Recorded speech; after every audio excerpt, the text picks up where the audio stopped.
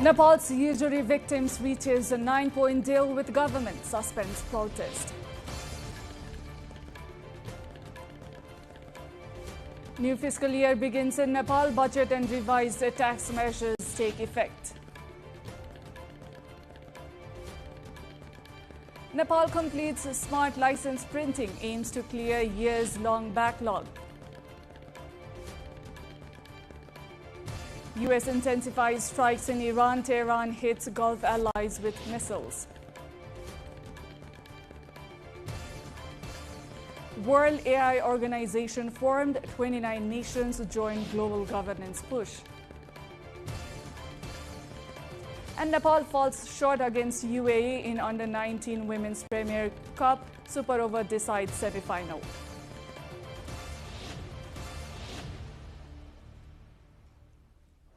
Good evening, I'm Diksha Awasthi and this is NTV World Primetime News. We are coming to you live from Kathmandu at 1900 hours Nepal time. Elsewhere, it's 13:15 in London, 22:15 in Tokyo and just after midnight in Sydney. Now the news in detail.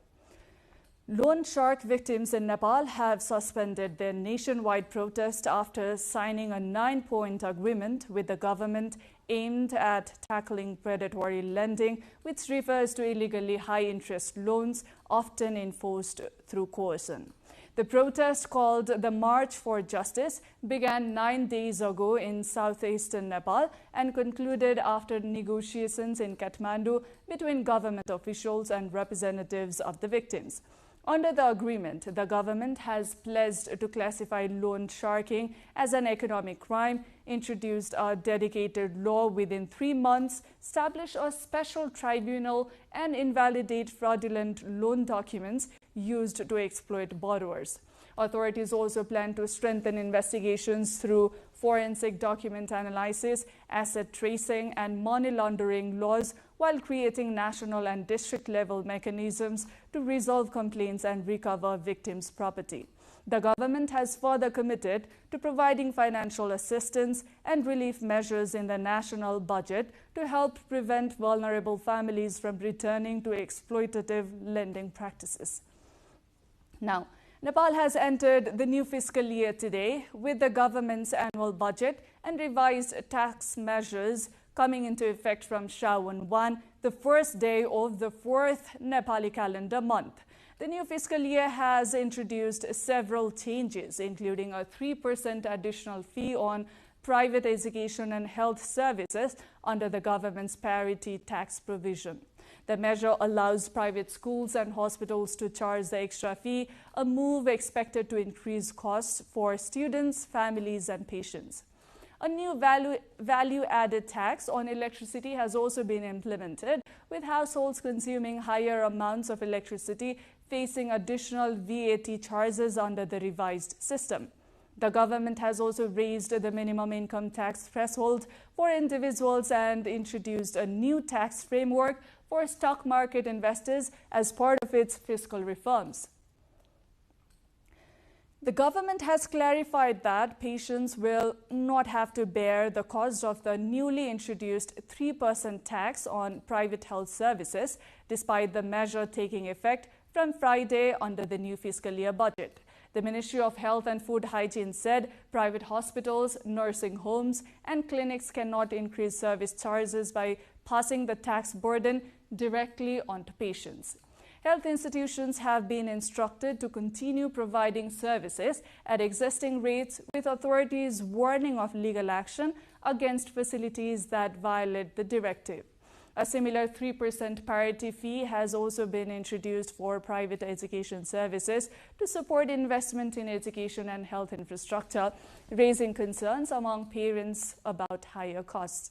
Officials say monitoring will be strengthened in both sectors to ensure institutions do not impose unauthorized additional charges on service users. Nepal's historic problem of spending capital expenditure hit the peak in the fiscal year 2025-26 that ended the day before on July 16. The government mechanism was unable to spend even half of the allocated capital budget, with just 47% spending. This is the weakest performance in the past 5 years, Let's take a look. Nepal spent 190 billion rupees in the 12 months of the last fiscal year out of the allocated 478.8 billion for capital expenditure. This is the first time in 5 years that capital spending has dropped below 50%. Historically, Nepal's average annual capital expenditure has hovered around 60% over the past 2 decades. Economists urge that the government's tendency to allocate large capital budgets without proper project selection or preparation coupled with weak implementation capacity has led to this shortfall. In the previous fiscal year, capital expenditure had reached 63.2%. Past challenges such as complicated procurement processes, delayed in-contract management, slow decision-making and poor coordination among government agencies have also contributed to low spending. पहिलो कुरो यो आयोजना प्राथमिकीकरण गर्नुपर्छ सरकारले सम्हाल्न सक्ने संख्या भन्दा धेरै छ पहिलो कुरो प्राथमिकीकरण गरेर महत्त्वपूर्ण आयोजनाहरूलाई मात्र लिनुपर्छ दोस्रो चाहिँ सरकारले आफ्नो क्षमता विस्तार गर्नुपर्छ आयोजना व्यवस्थापनको आयोजना कार्यान्वयनको क्षमता विस्तार गर्नुपर्छ त्यसलाई बढाउनुपर्छ माथि निर्देशन दिएर मुखले भनेर मात्रै पुग्दैन फिल्डमा गर्न सक्ने जनशक्ति आवश्यक पर्छ तेस्रो कुरा हाम्रो धेरै निर्माणहरू निजी क्षेत्र संलग्न हुन्छ निर्माण व्यवसाय संलग्न हुने हुन्छ उहाँहरूको क्षमता उहाँहरूको कार्यशैली पनि विस्तार गर्नुपर्ने विकास गर्नुपर्ने हुन्छ. The government, however, maintains the external factors such as the COVID-19 pandemic, political instability, especially the Gen Z movement, and ongoing wars in various countries have disrupted development works. हामी केही सुधारहरू पनि लिएका छौं ती सुधारले गर्दा पुँजीगत खर्च अलि बढी यसको जुन ग्राफ हो त्यो माथि बढ्छ भन्ने हामी विश्वस्त छौं एउटा अब हुन त हामीले अब यो बजेट प्री बजेटै हामी जेट 15 मा लिएर आउँछौं भनेको 1.5 महिना उले अरु प्रिपरेटरी काम गर्न सक्छ भन्ने अभिप्रायले हामी त्यो अभ्यास पनि गरिरहेछौं र यो वर्ष अब कमसेकम आषाढ 1 साउन 1 गतेदेखि डे 1 देखि नै आर्थिक वर्षको डे 1 देखि नै प्रोक्युरमेन्टका लगायतका कामहरू त्यो बिट गर्ने भन्ने त्यो लाइनमा सबै एजेन्सीहरू परिचालन भएको छ एउटा अर्को हामीले आर्थिक कार्यविधि तथा वित्तीय उत्तरदायित्व ऐन छ. Low capital spending has directly affected development projects and negatively impacted Nepal's overall economic indicators. Economists warn that this failure also has a direct impact on employment opportunities and the daily livelihoods of ordinary citizens. After this report, now we are going for a short breather here. More news coming up, to stay with us.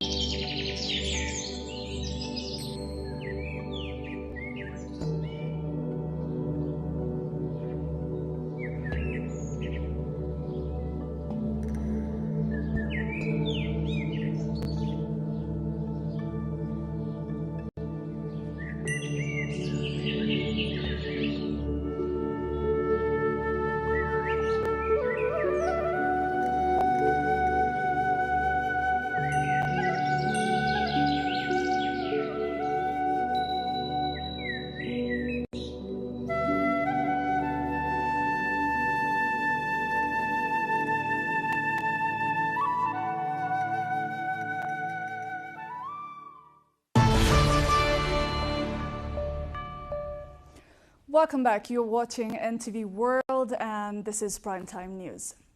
Nepal has completed the printing of its long-awaited smart driver's licenses. marking a major step toward clearing a years-long backlog in license issuance.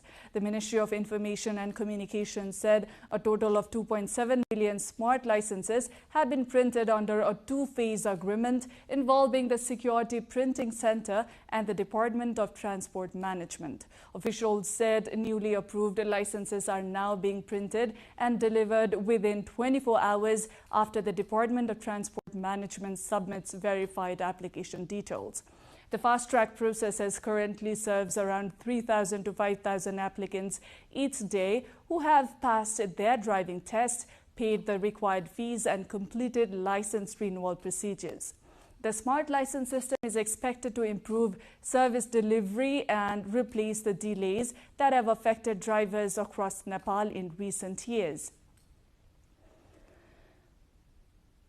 Nepal government has pledged to support the export of domestically manufactured footwear as part of efforts to boost local industries, reduce imports and create jobs. During a meeting with the Footwear Manufacturers Association of Nepal, Prime Minister Balendra Shah said the government would facilitate export promotion, expand skill-based training in footwear production and strengthen cooperation with the private sector. Prime Minister Shah also said authorities would improve monitoring and record management of imported raw materials at border points to better align imports with domestic industrial capacity. Industry representatives urged the government to crack down on cross-border smuggling, curb the import of substandard footwear, and enforce mandatory quality testing for imported products to ensure fair competition.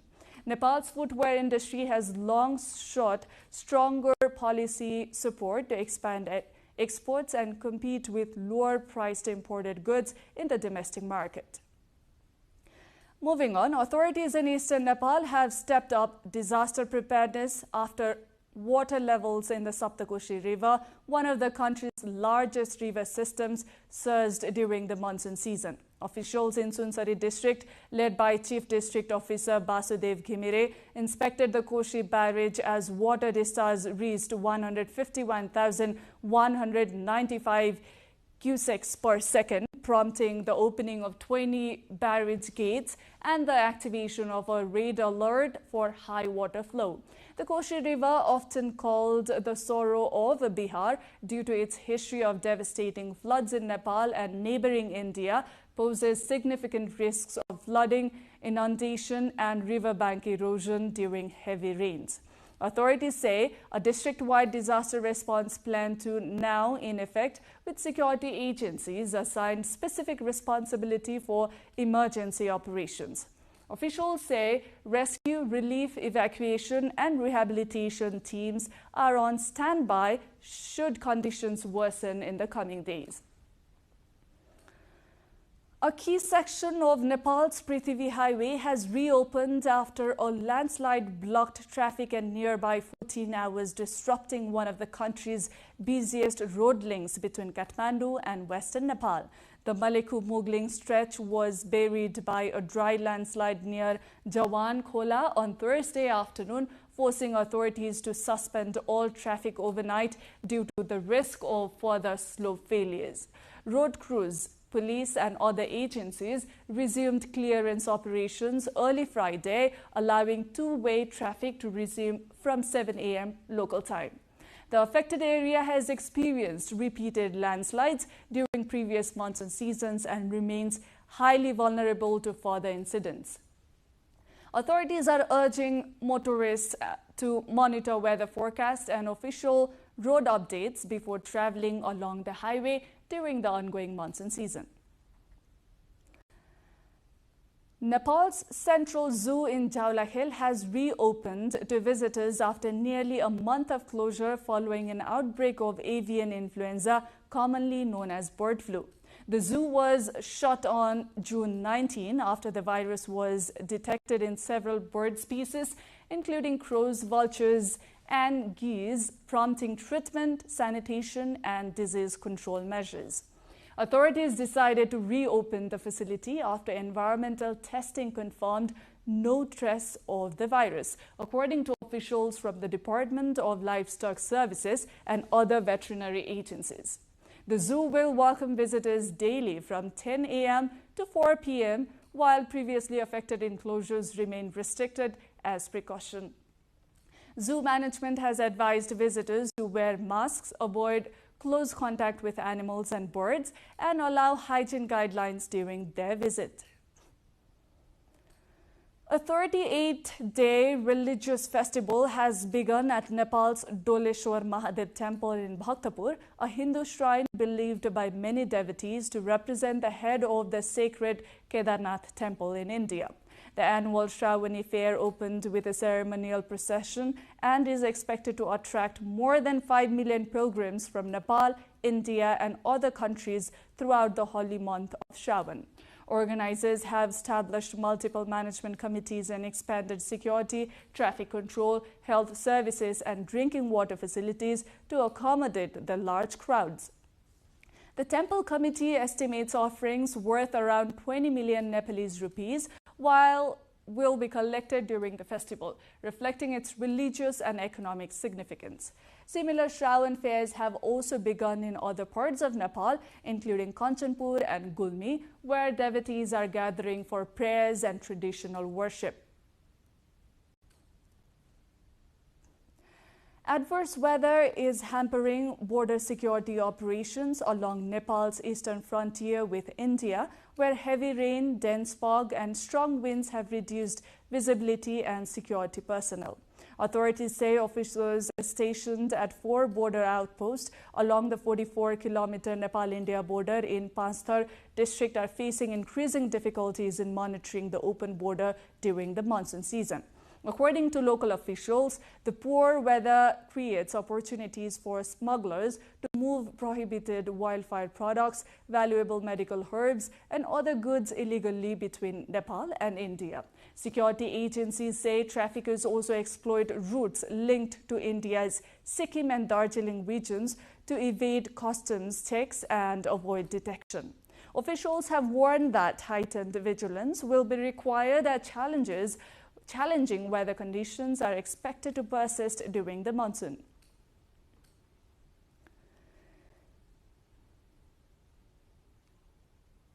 Time again for a short breather. We shall be back with international updates.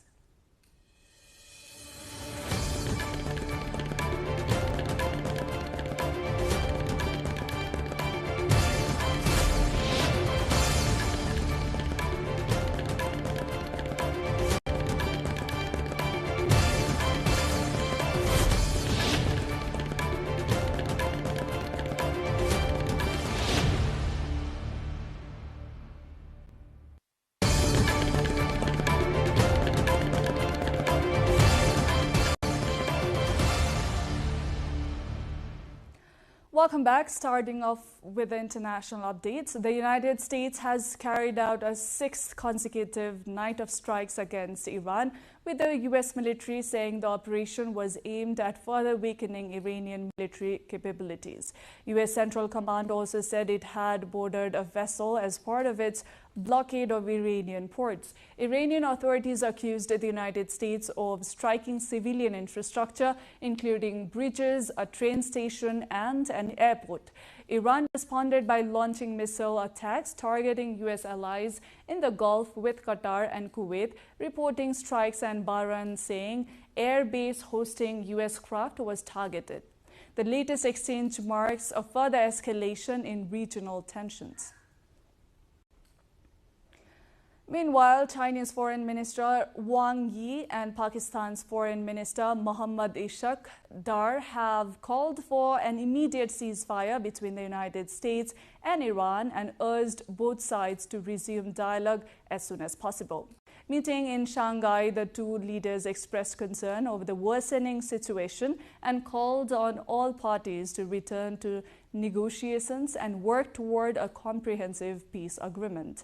Wang said the memorandum of understanding reached between Washington and Tehran in June was an important diplomatic achievement that should be preserved and fully implemented.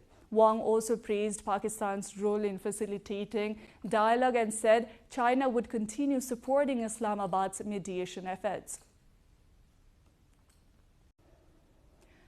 US President Donald Trump renewed claims of voter fraud and Chinese interference in US elections while calling for tighter voting rules ahead of the upcoming midterm elections. Speaking in a primetime White House address, Trump said the US electoral system remains vulnerable and urged lawmakers to adopt new voting restrictions.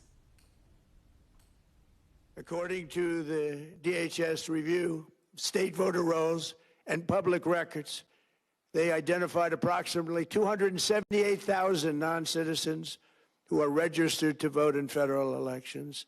As one assessment states, we judge that the United States adversaries, including at a minimum Russia, China, Iran, North Korea, as well as non-state groups, have the capability to compromise U.S. election infrastructure. That's unquote. But that's some statement, isn't it, made by supposedly great patriots of our country. Yes. Britain's ruling Labour Party is set to confirm politician Andy Burnham as its new leader on Friday, paving the way for him to become the country's next Prime Minister on Monday. Burnham will replace current Prime Minister Keir Starmer after securing overwhelming backing from Labour lawmakers, with the party holding a commanding majority in Parliament. Burnham has pledged to revive economic growth, decentralise power from London and strengthen public services while ruling out increases to country's main taxes. Andy Burnham will become the UK's 7th Prime Minister in a decade. Burnham is expected to take office facing major economic challenges, including weak growth, high government borrowing costs, along with rising political pressure over immigration and the broader cost of living.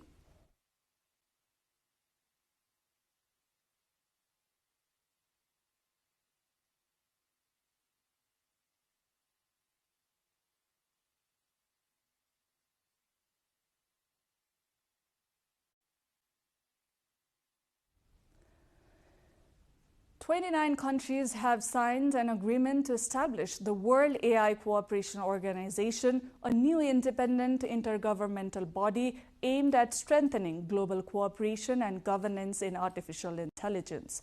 The agreement was signed in Shanghai on the sidelines of the 2026 World Artificial Intelligence Conference and the high-level meeting on global AI governance, with countries including Russia, Pakistan, Indonesia, Brazil, and Cuba joining as founding members, alongside 10 African and 12 Asian nations. Headquartered in Shanghai, the organization will promote international collaboration on AI development and support the creation of global standards for safe, fair, and responsible use of technology in line with the principles of the UN Charter.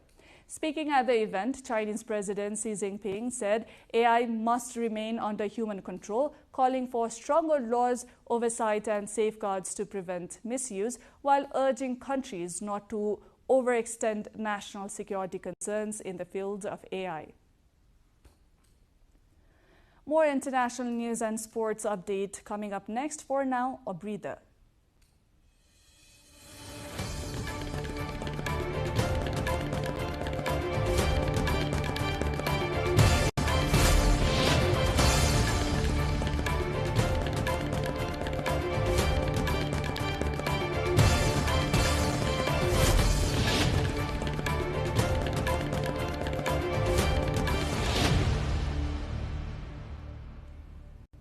Welcome back. India has launched its first hydrogen-powered train, marking a major step in efforts to modernize its rail network and reduce carbon emissions. The 10-coach train operates on an 89-kilometer route between Jind and Sonipat in the northern state of Haryana.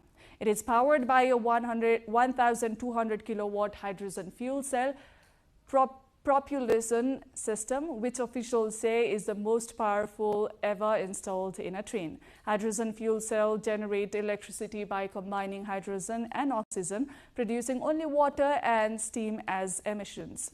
The launch places India among a small group of countries testing hydrogen-powered rail technology as an alternative to fossil fuels. Lawyers leading Hong Kong's inquiry into last year's apartment complex fire that killed 168 people said the disaster was preventable and resulted from widespread failures in fire safety and oversight. Closing submissions to the inquiry said a discarded cigarette likely started the blaze, while disabled fire safety systems, combustible renovation materials, and compromised escape routes allowed the fire to spread rapidly through the residential complex. The legal team also argued that contractors created serious fire risks and accused the government of relying too heavily on self-regulation without adequate inspections. Government lawyers acknowledged weaknesses in the system, but said private contractors bore primary responsibility for the tragedy. The inquiry's final report is expected in September, while authorities have already charged 7 individuals and 2 companies over the deadly fire. Moving on, Japan's parliament has approved changes to the imperial succession law aimed at addressing the shrinking size of the imperial family, but has decided to keep the ban on women ascending the throne. The new legislation allows unmarried male descendants over the age of 15 from former imperial branches to be adopted back into the imperial family and permits female royals to retain their status after marrying commoners. However, the law continues to restrict succession to the male line, excluding Emperor Naruhito's daughter, Princess Aiko, and other female royals from becoming emperor. The future of the imperial succession remains dependent on 19-year-old Prince Hisahito, the only young male heir in the royal family. The legislation passed after considerable wrangling within the conservative ruling party of Sanai Takaichi, Japan's first woman prime minister who opposes female succession.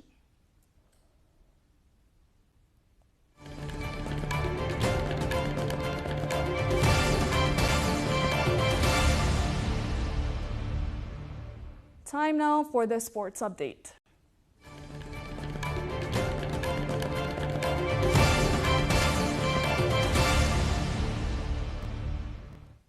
Nepal's women's under-19 cricket team has suffered a narrow defeat against the United Arab Emirates UAE in the semi-final of the ACC under-19 Women's Premier Cup after a dramatic super over finish. The match was tied at 100 runs each after both teams completed their 20-over innings, forcing the game into a deciding super over.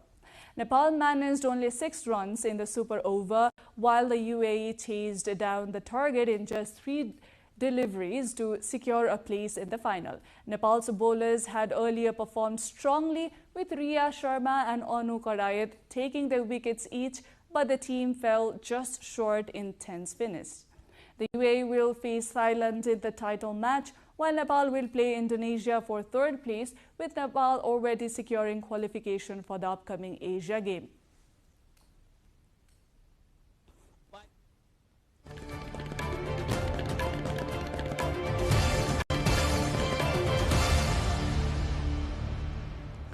With this, we come to the end of this edition, but before we wrap up, a quick reminder of headlines.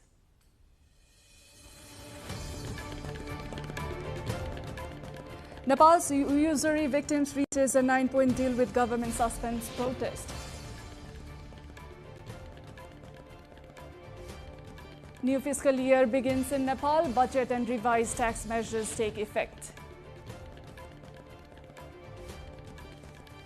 Nepal completes smart license printing, aims to clear years-long backlog. US intensifies strikes in Iran, Tehran hits Gulf allies with missiles. World AI Organization formed, 29 nations joined global governance push. And Nepal falls short against UAE under-19 Women's Premier Cup. Super over decides semi-final.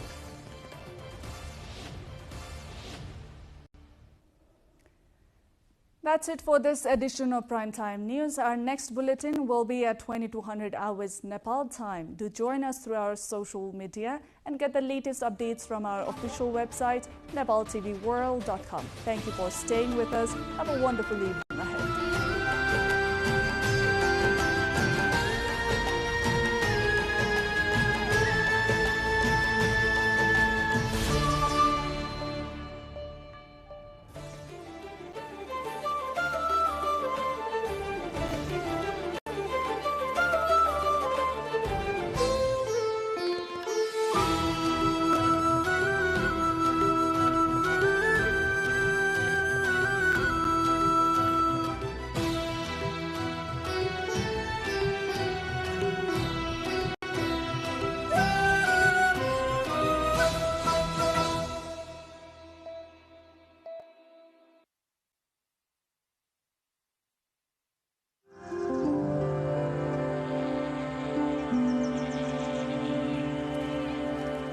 Welcome to the Hinterlands on NTV World. This weekly show brings together stories from the hinterlands of Nepal, takes you beyond the cities and highways into the heart of Nepal's rural landscapes.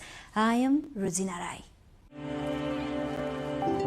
We begin with the government's efforts to revive some of Nepal's iconic state-owned industries, many of which were forced to shut down due to years of mismanagement and financial difficulties. The Butwal yarn factory is one such industry closed for nearly 2 decades. The factory is now at the center of a renewed push for industrial revival. But bringing a long needle factory back into operation will not be an easy task. Here is the report. The government of Nepal has stepped up efforts to revive the Butwal yarn factory, which has remained shut for nearly 2 decades. The Ministry of Industry, Commerce and Supplies has placed the state-owned factory on its priority list under a nationwide campaign to restore closed and struggling public industries. As a part of the process, a team of experts is now conducting a technical assessment and feasibility study to determine the factory's operational potential.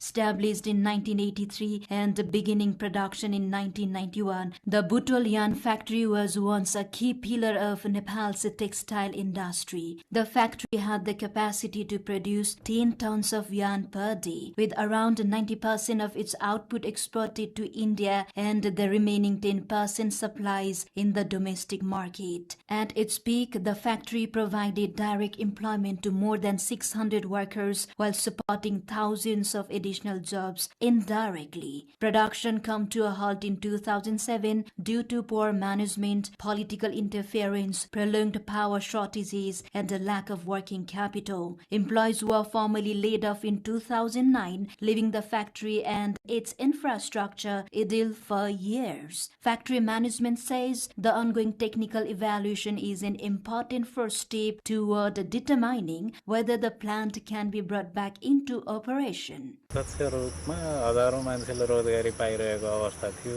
66 Asoj 1 गते चाहिँ सम्पूर्ण कामदार कर्मचारीहरूलाई पे of गरेपछि पूर्ण रूपले बन्द रहेको र उत्पादन चाहिँ 64 फागुनबाट बन्द रहेको अवस्था छ। अहिले नेपाल सरकारले यो संस्थामा रहेको सरकारको लगानी व्यवस्थापन गर्ने उद्देश्यले डीडीए को कार्य यसको सम्पत्ति र दायित्व यकिन गर्ने कार्यका लागि काम भइरहेको अवस्था छ। The closure left government assets worth billions of rupees unused and in a state of deterioration. It also dealt a major blow to former employees and the local economy. With the feasibility study now underway, hopes are growing in Butwal that the long-idled factory could once again contribute to Nepal's textile sector and create new employment opportunities. The government's industrial revival drive extend beyond the Butwal yarn factory. Preparations are also underway to restart the Hetora textile industry, which has remained closed for the past 25 years. Officials hope its revival will boost domestic production and generate employment.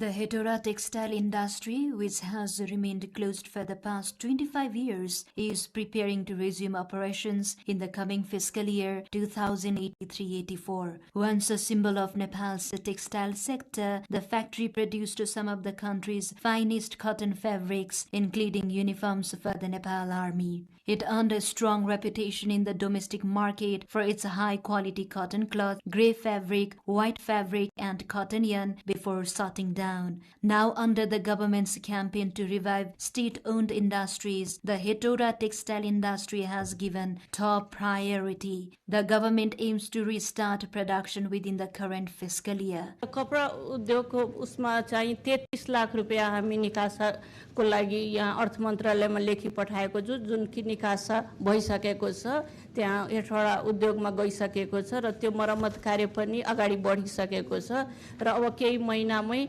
चाहिँ सञ्चालनमा आउँछ भन्ने म विश्वास दिलाउन चाहन्छु. Established in 1976 and beginning production in 1978, the factory was once a cornerstone of Nepal's textile industry. However, it was forced to shut down in 2000, leaving nearly 1,400 employees without jobs. Former workers say many of the machines remain in working conditions, with cotton threads still visible on equipment that has remained untouched for decades. खासै त्यस्तो केही समस्या छैन. तलब तल्दै गर्न भएको उद्योगलाई यतिकै चलाउन सकिन्छ.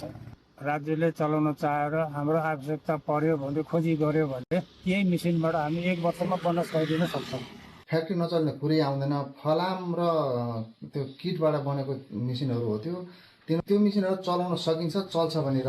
अनि अहिलेको मैले भन्न खोजेको चाहिँ 1975 मोडलका मेसिनहरू हुन्, ती चाइनामा बनेका. ती मेसिनहरुसँग चाहिँ नि यही स्थितिमा चाहिँ नि मार्केटमा कम्युनिकेसन गर्न सकिदैन. The factory's semi-automatic production line is capable of processing raw cotton and producing patent colored cotton fabric within 24 hours. The plant produced around 27,000 meters of cloth daily while operating around the clock in those years. High production ma gayo, first, second, third shift पनि चलेर 24 घण्टा चल्दाखेरिमा झन्डै 27-28 हजार metre कपडा चाहिँ उत्पादन हुने ठाउँसम्म हाम्रो पुगिसक्यो र त्यो बेलामा हामीले चाहिँ जस्तो 47-48 सालको कुरा गर्ने हो भने हामीले त्यहाँ बोनस खान्थ्यौं. कपडा उत्पादन गरेर बेचेर बोनस खाने भनेको त्यो पनि 1 महिनाको 2 महिनाको बोनस खाने भने त्यो धेरै ठूलो कुरा हो. अहिले फुल प्रोसेसमा नचलाए पनि हाफ प्रोसेसमा चलाउनु भयो भने नि 600 मान्छेले त्यहाँ रोजगारी पाउँछन् र त्यो 600 मान्छेले पाएको रोजगारी र उत्पादन भएको कोरा र ब्लिचिङ कपडाबाट उहाँहरूले बोनस खाने गरी त्यहाँ काम गर्न सक्नुहुन्छ. त्यो उद्योग चल्छ. The planned revival of the Hetera textile industry has raised hopes of generating employment and reducing Nepal's reliance on imported textile products. While the government's decision to revive the factory has been widely welcomed, experts say its long-term success will depend on modernization, efficient management, and the industry's ability to compete in an increasingly competitive textile market. The government of Nepal has also launched a nationwide campaign to distribute land ownership certificates beginning in Bardia district. The initiative aims to provide legal ownership and security to thousands of landless families. For many beneficiaries, the long-awaited documents represent the fulfillment of a dream they have waited decades to see realized. For decades, thousands of landless families across Nepal lived with a single uncertainty hanging over their lives. They had homes but no legal proof that the land beneath them belonged to them. That meant everyday tasks became difficult. Whether applying for electricity, accessing financial services, or simply proving where they lived, the absence of land ownership certificate left many families without an official identity tied to their homes. Now, the government of Nepal has begun changing that reality. अब के गर्दा काम यताउति गर्दा पनि लालपुर्जाको सबै चीज खोज्ने, अब विद्युतको फर्म भर्दा जादा पनि त्यो लालपुर्जै खोज्ने, केही थिएन. समूहमा बस्दा पनि अब यसो ढिटो राखेर पैसा सैसा निकाल्न भने त्यो लालपुर्जै थिएन, केही परमानै थिएन नि. 46 सालदेखि यही पूर्जाको लागि संघर्ष गर्दा गर्दा गर्दा गर्दा यहाँसम्म आइयो. अब 83 सालसम्म अब बल्ल बल्ल पूर्जा पाइयो खुसी लाग्यो आफ्नो जग्गा अब ढुक्क भयो अनि कसैले फस्न नपाउला अब कतै न उयो भने उठ भन्यो भने मेरो पूजा छ भनौँला अब त ढुक्क त भयो. The government's nationwide campaign to distribute land ownership certificates to landless Dalits and landless squatter families officially began in Bardia district, marking the start of a 100-day drive under its flagship land reform program. The first distribution took place at Badhayatal Rural Municipality, where 29 households became the first beneficiaries of the campaign. Among them were 2 landless Dalit families and 27 landless squatter families. For many recipients, the certificates represent far more than a legal document. It is a guarantee of security after years, even decades of uncertainty. The government aims to distribute land ownership certificates under its 100-day action plan while working toward resolving all remaining land-related issues within the next 500 days. Officials say Bardia remains one of the districts with a large number of pending land cases. Since 2019, authorities have received applications from 5,010 landless Dalits, 8,137 landless squatters, and more than 33,000 unmanaged settlers. In addition, more than 4,500 applications carried over from the previous commission are still awaiting resolution. To meet the government's target, local authorities say verification and data collection at the ward level must now move more quickly. Progress has been gradual so far. Over the past 2 years, only 82 households in Bardia have received land ownership certificates, including 53 beneficiaries in Gularia and Bangsgadi municipalities. From Bardia, the campaign is now set to expand across the country. Turning long-awaited promise into legal ownership for thousands of landless families. Nepal's rural homestay model has earned international recognition for promoting community-based tourism and preserving local culture. But in Sangja district, poor infrastructure and a shortage of manpower are forcing many once thriving homestays to close, raising concerns about the future of the rural tourism and local livelihoods.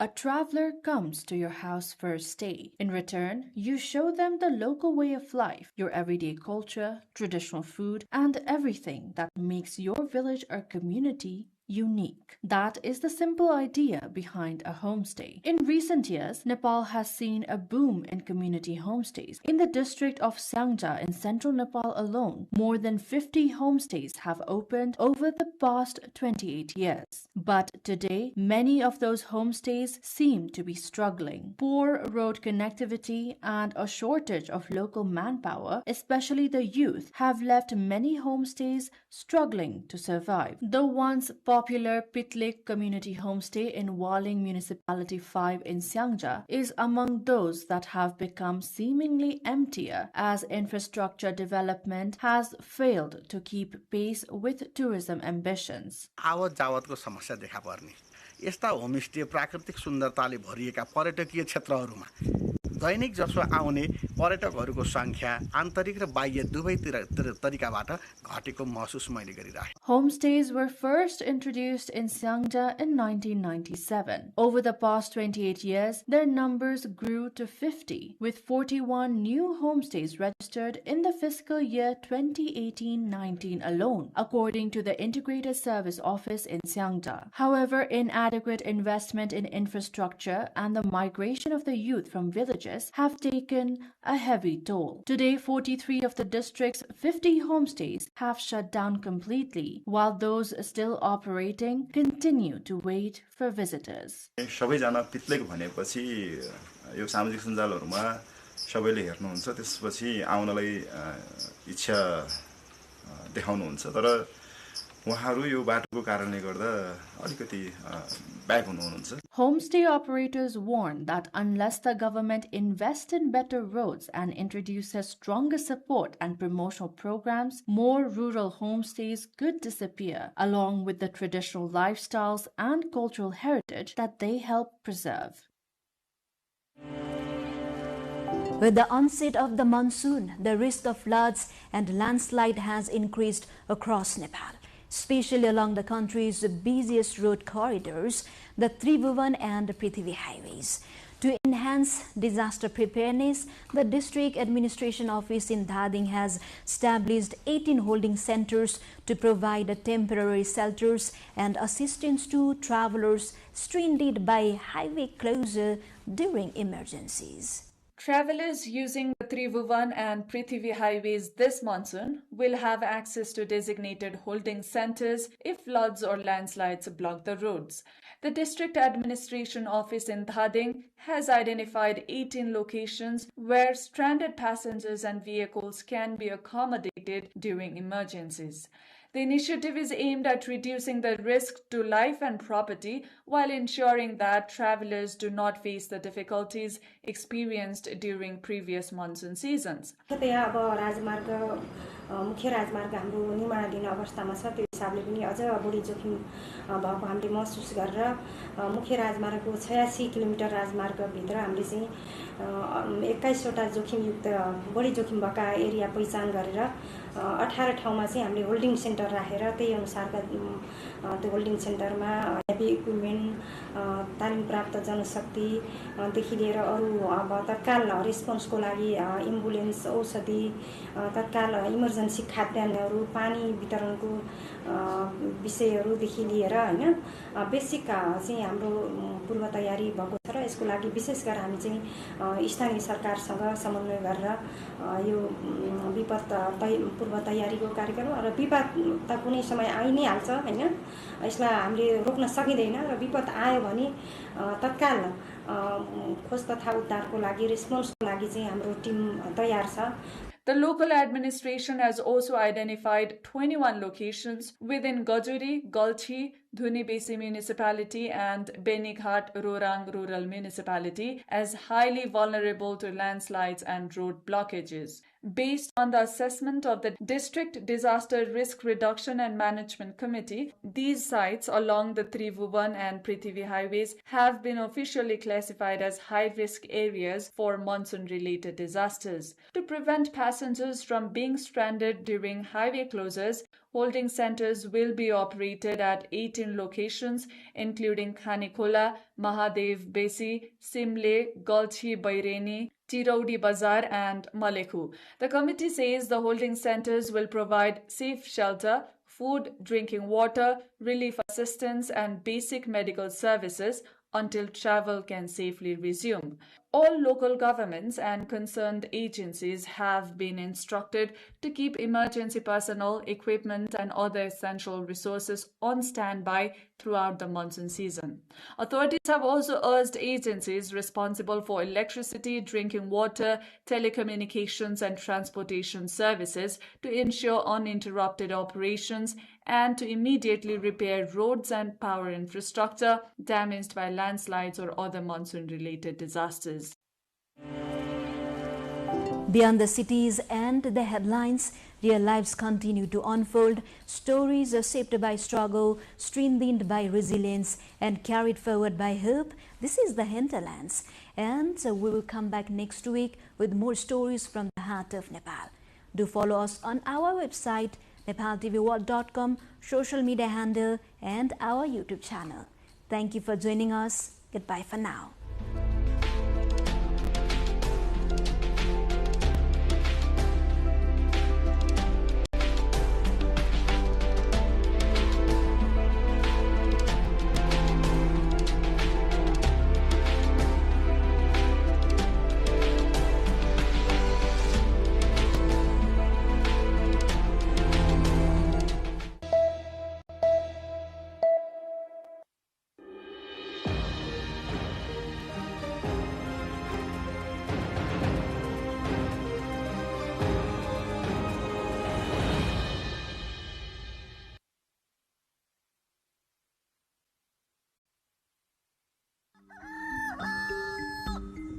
It's early in the morning at the Three Hills village at the Wildlife Reserve area known as Burunge at Babati district in Manyara region.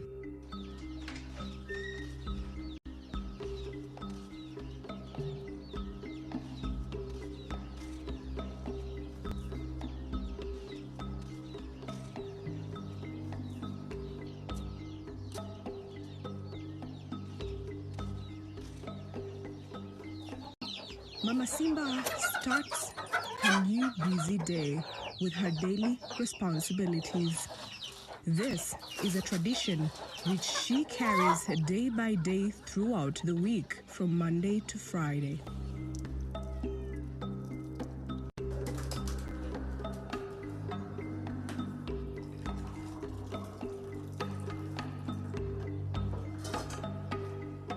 After preparing breakfast for the children, Mama Simba walks the children to school.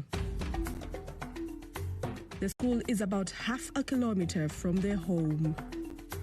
The availability of the community living at this area has managed to create the cohabitation, interaction between wildlife and humans. Mdori Primary School is one of the schools that have benefited with various development projects, of which are a product of tourism revenue at the Burunge area. Not only within the education sector, such as schools alone are benefiting from the tourism at the community living within the wildlife reserve area at Burunge, but also health sector, of which both sectors cater social services.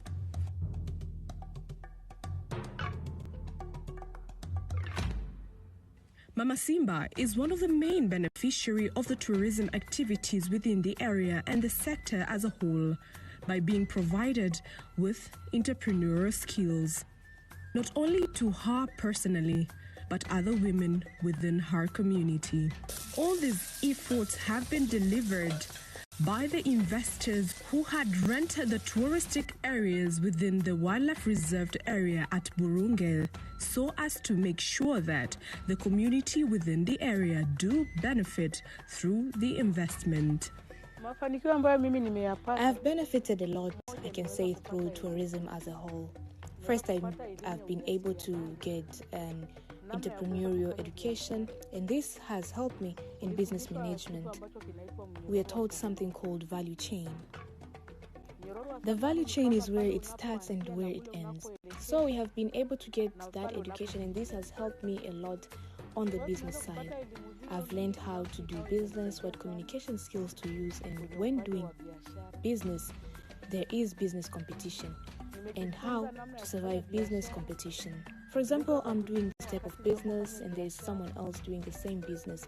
How should I do it so that I can attract more customers and be different from others? I've been able to learn various methods to be able to do that. Burunge has investors such as Chemchem, Kibo, and many more investors in the wildlife area. I got most of the wildlife knowledge through them. That education has helped me in good governance studies. We have been taught that if you see an animal, you should not think of meat but value in terms of money. We have benefited through our handicrafted products, and we need to protect our forest, because if our forest is invaded and trees used for handmade products are cut down, we would not have other ways to make an income out of handmade products.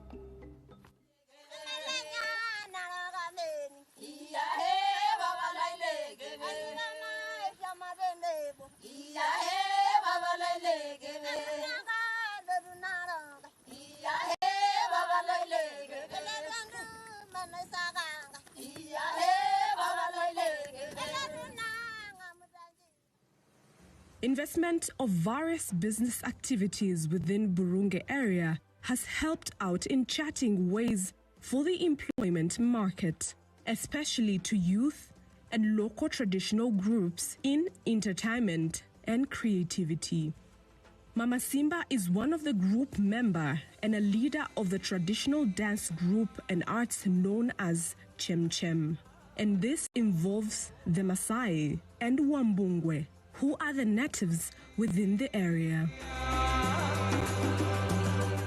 In order to make sure that the environment of the natural habitat and wildlife, that is flora and fauna, to spearhead sustainability to the community and the wildlife to the present and future generation, The Tanzania Wildlife Management Authority Tower have put much efforts and emphasis in offering educational in environmental conservation in collaboration with the Wildlife Management Area WMA, the tourism sector stakeholders, together with the community around the area. Jukumu lingine kama tawa ni pamoja na kutoa elimu. We educate. This education is divided into 3 parts. Conservation education, education on how to deal with wildlife animal, and we also cater for environmental education.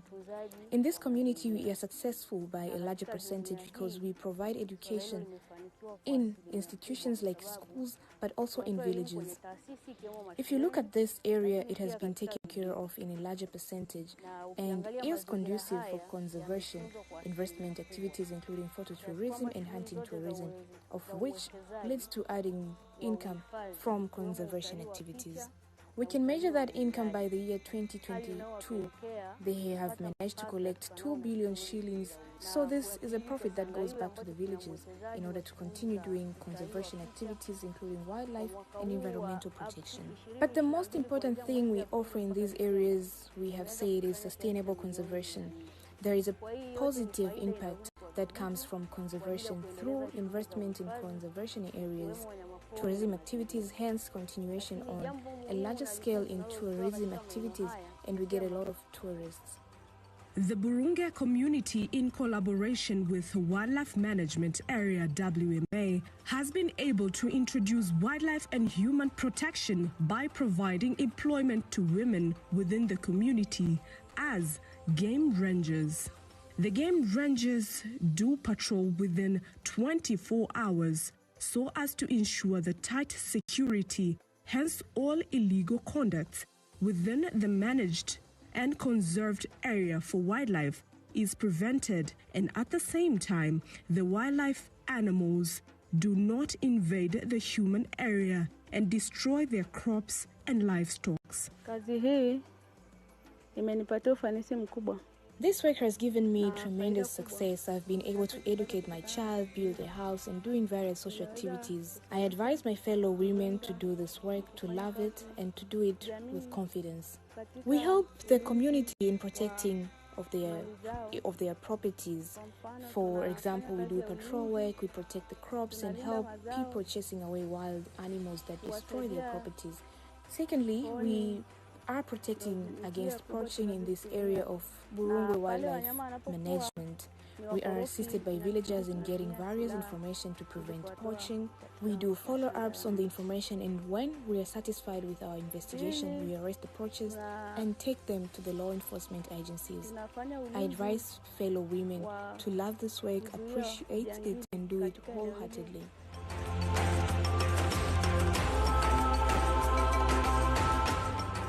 Indeed, the Wildlife Game Reserve community at Burunge has been the best example for sustainable tourism and the best practice in environmental conservation, hence sustainable tourism, and at the same time empowering women.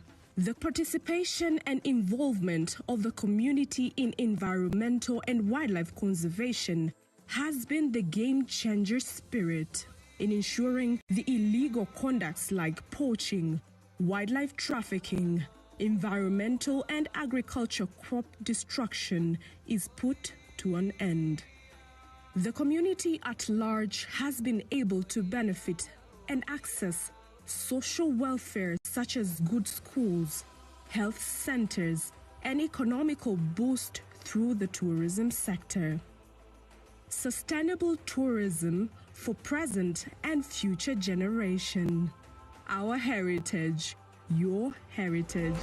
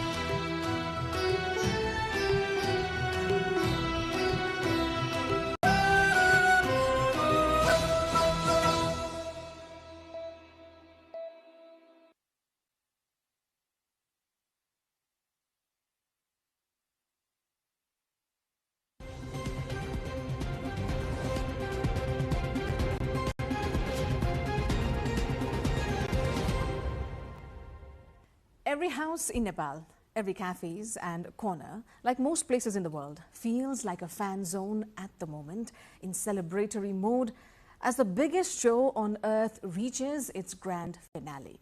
44 teams have already gone home, their dreams packed away with their jerseys, only to survive carrying the hopes of millions into one last do-or-die night. Tonight, we're not just counting down to kick off, we're breaking down the tactics, emotions, and the art of football commentary that brings the World Cup to life for Nepali fans. Welcome to NTV World Insight. Joining us on this episode is Aman Pratap Adhikari, one of the country's pioneering football commentators who helped shape modern sports broadcasting. Also joining us is Sanjeev Silpakar, a veteran Nepali sports commentator and television personality, a familiar voice for generations of fans following both domestic and international football. Gentlemen, welcome to NTV World Insight. Thank you so much. Thank you, Sarah. Thank you very much. Thank you so much. How has the experience been so far? Let's start with you. How's the World Cup? How are you feeling? World Cup is always so exciting. So this time, 48 teams, very new experience for us. So in the beginning, we thought 48 teams, it will be very long, and maybe a little boring because 4 new teams participating for the first time.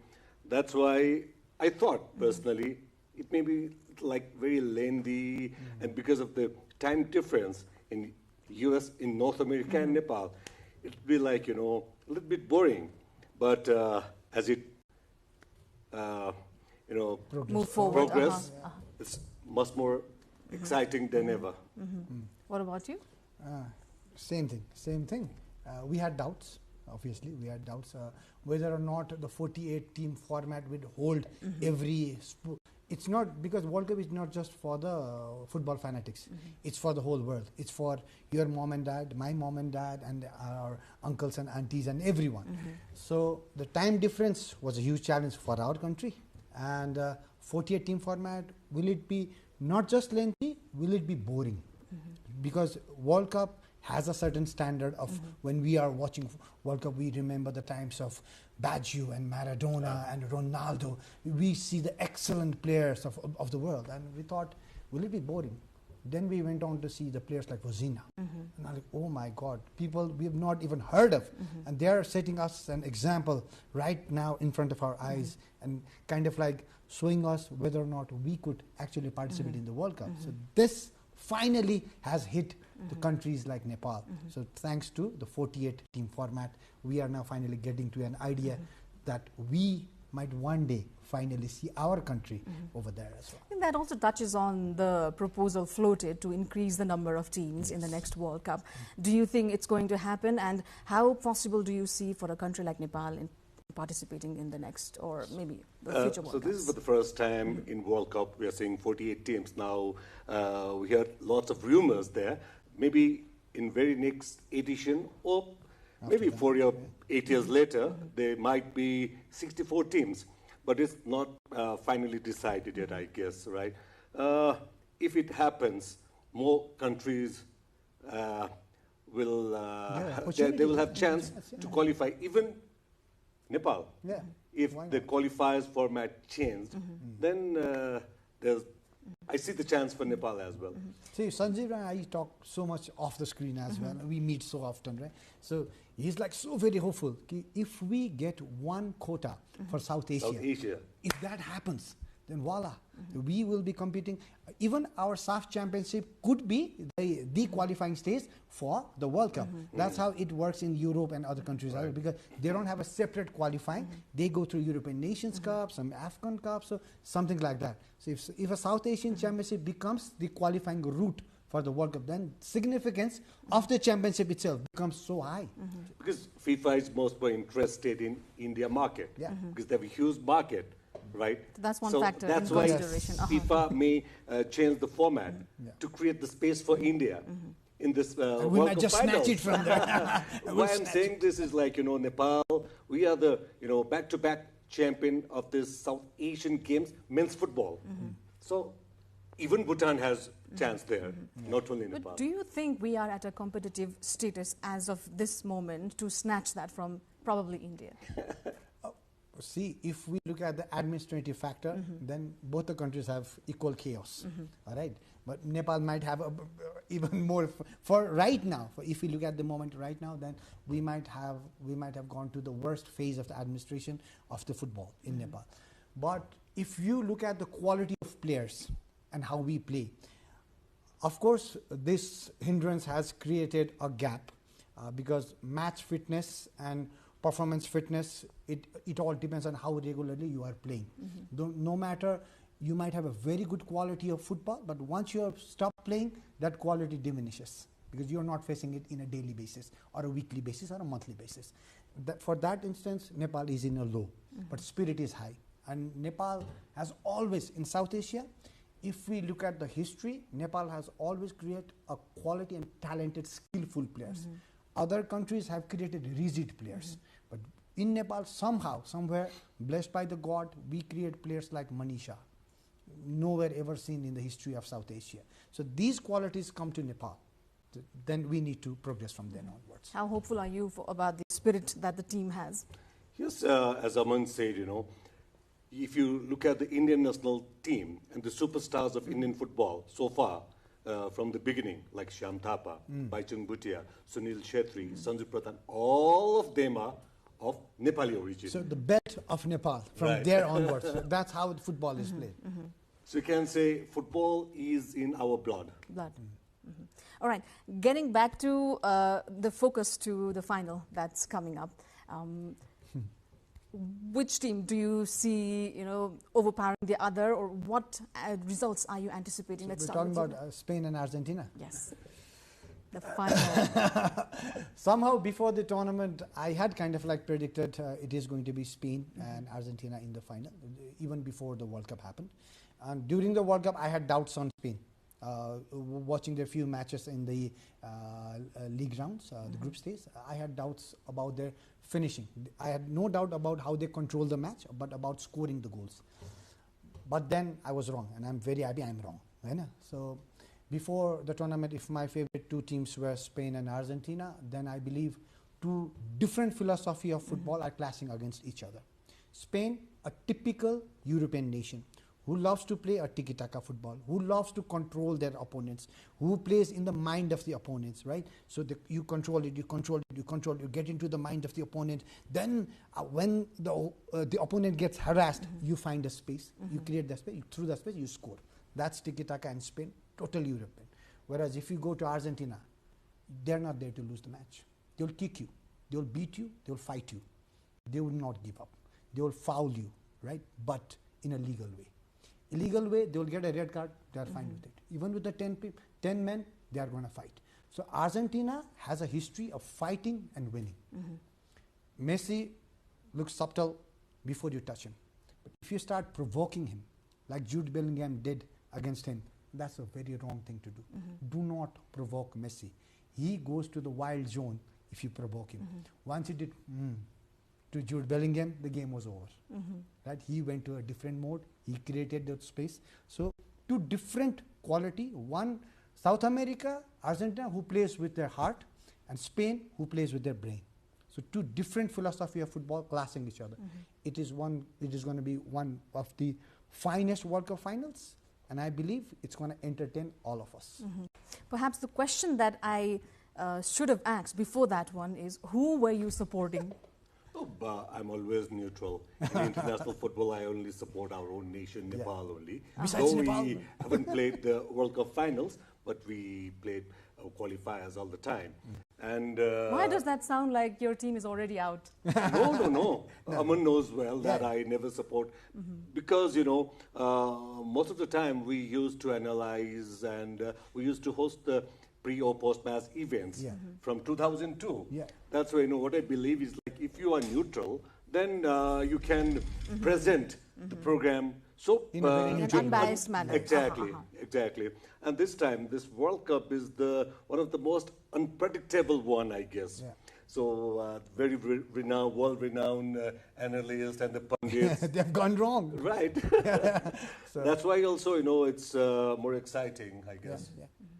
So back to the question, who do you think is going to be more overpowering in the final between Spain or Argentina? in paper, Argentina seems more stronger, right? The way they played so far, and yeah, the whole world media is behind them, criticizing about that FIFA and the referee team. They support them, something like that, you know. But in last match, we saw that they have never give up attitude. Yes, and you exactly. see Messi, the second goal, his cross, he's still, I mean, like he's playing like he's the prime of his career. It seems like he's just 22, 25, 26, something like that. You can still see and feel the hunger. And the whole team is supporting Messi, and the whole team that they agree that this is our leader. Something like whenever they comes out from the tunnel, you see Messi always leads them. And they have a very team bonding and team unity. That's why I see upper hand. Many of Nepali fans are supporting Argentina also because of Messi. He's also known to be a good playmaker as well. But do you think focusing on one player would affect the overall match? See, players like Messi, in the history of football, we get to see just once in our lifetime. So our generation saw Pele, and they saw just one person making the whole of a difference to win the cup 3 times. Then came Maradona. So he mesmerized the whole world. He solely took Argentina to the final and won the cup, solely, just alone. And he had few okay players, good players, world-renowned players, but not in the class of a world class. Now we see Messi. So this guy comes and he is such a, as he said, is the center of the whole team and how they play. So if we look at it from the very first match of this tournament, the focus, the whole team is on him. Pass it to him, then we make a move. Pass it to him, then you. Before, if you watch him really carefully, usually the other cameras after the match, we kind of like see those glimpses. He's already, before even he gets the ball, he's already signaling his players to do some moves. So before he gets, he knows what he's doing, and his teammates knows what he's doing. So once he gets the ball, you make a move. Once Messi makes the move, you know where to run, where the ball is coming, and that's how it's going to happen. And because it's Messi, you know what he's doing, but you still cannot stop him, and that is Messi. And that can only happen to Messi. They know, but still they cannot stop. Would you disagree to the, I wouldn't call it allegation, but it's too heavy of a word, but people say that Messi usually tends to just wait for the ball to come to him to move the match ahead. But that's his He's 38 now. He's 38. He's 38 now, and even you say that age is just a number, even though age matters in this kind of very competitive World Cup. And you're playing in a 3 or 4 matches gap, every match. He's walking, but he's scanning. He is predicting for the future. That's the part of that only Messi can do. You've mentioned that Messi had predicted, or he wanted to prepare for this World Cup, and that is one of the motivation for him to join Inter Miami. Exactly. See, we might come to the hydration part, 22 minutes break over there.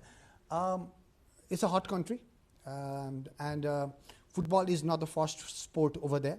So the grass in the football ground might not have been the priority. Yeah, they call it soccer, and the ground itself is some of the grounds is for the American football and this and that. And so the next layer was put on top of that. The grass is not as good as similar to in Europe or South America. So to get accustomed to it and to relax his life. He did not need to win a Champions League anymore. He doesn't want a Ballon d'Or anymore. He just wants to relax and focus for the next World Cup.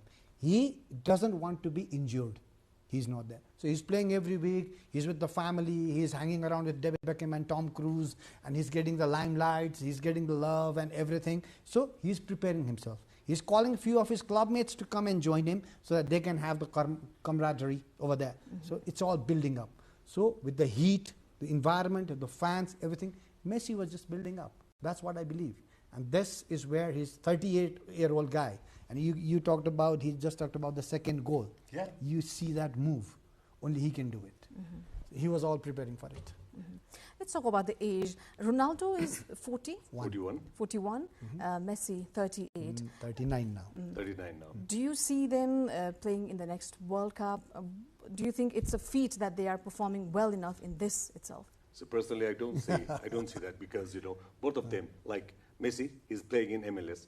Okay, for this World Cup, he is very well acclimatized with the environment and all. If he keep playing in MLS or Ronaldo keep playing in Saudi League, they may not be fit for the next World Cup. Exactly. Because the level of MLS and the level in this Saudi League is very different than the, you know, this European League. That's why they may not make it. But I understand one of the co-hosts of the next World Cup is Portugal. So would that come into factor?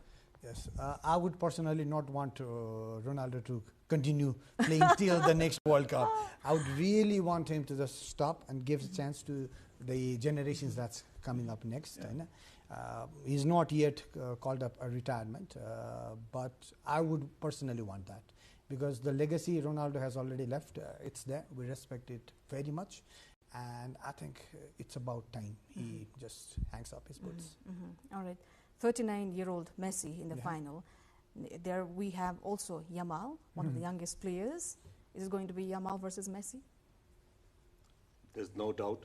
Because this time I'm not so much, you know, satisfied with the performance of Yamal. Till now. Till now. Till now. Let's see what will happen in the final. Because, you know, we saw Yamal in the last Euro. My goodness, what a game he had. The difference maker was Yamal in the whole thing. And he was the youngest, and he was making the shot. The way he plays from the wing and brings it back towards the goal, cuts it with the left foot. He can either shoot it towards the goal or make a cross. He has 4 or 5 such good, beautiful movements. So hard to... How instrumental do you see him being in the final? I liked him a little bit more. As he said, throughout the tournament, he's not been very satisfactory, but in the semi-finals, he did play better than what he played previously in the previous rounds. But I still believe if Spain wants to beat Argentina, then Yamal needs to be at his 100%. He's the difference maker. The runs that he's going to make is going to create chaos and space for his teammates. So he is instrumental. But till now, we've not seen, we never know. He's just picking. He might just pick at the very right moment. It could be the trump card in the final. Yeah, he could be. Which reminds us of the red card that Balogun had and the political influence that we saw in FIFA. What do you feel about it? Never seen before. Never seen before. Nobody's seen before. In World Cup. One World Finals. Cup. Yes. It's the first time that ever happened. And, well, the president himself, in front of the media, actually, he did take in like, okay, I did make a call. If you're bold enough to do that, then obviously you're the most powerful man in the world. If you claim to be, then obviously that's going to make a difference. But what happened then was everybody was up against USA. And the next match, everybody wanted USA to lose. Maybe that manifestation actually happened, and they got hammered 4-1. And it should not have ever happened. Balogun, though being one of the excellent strikers, the squad is made of 26, 28 players, no? 26 players. There's so many players. Give a chance to some other player. And he did make a foul and got the second yellow card. That's why he got the two yellow cards being the red card, right? So just go along where the world is going on. If the world is okay with the law, then you should be okay with the law as well.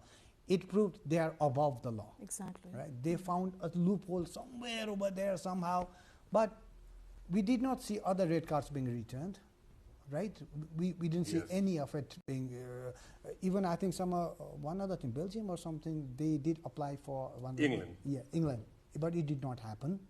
So see, so these kind of power play destroy football, like many of the things is destroying the beautiful game, but though the game is changing to more AI mode, but still, our generation would not like to see that. So in 2018, Diego Maradona once said, I remember, if World Cup happens in United States, you might see some funny things, lots of changes that United States may divide football whole 90 minutes into 4 quarters. Yes, he actually said that. Yeah, and it's happening.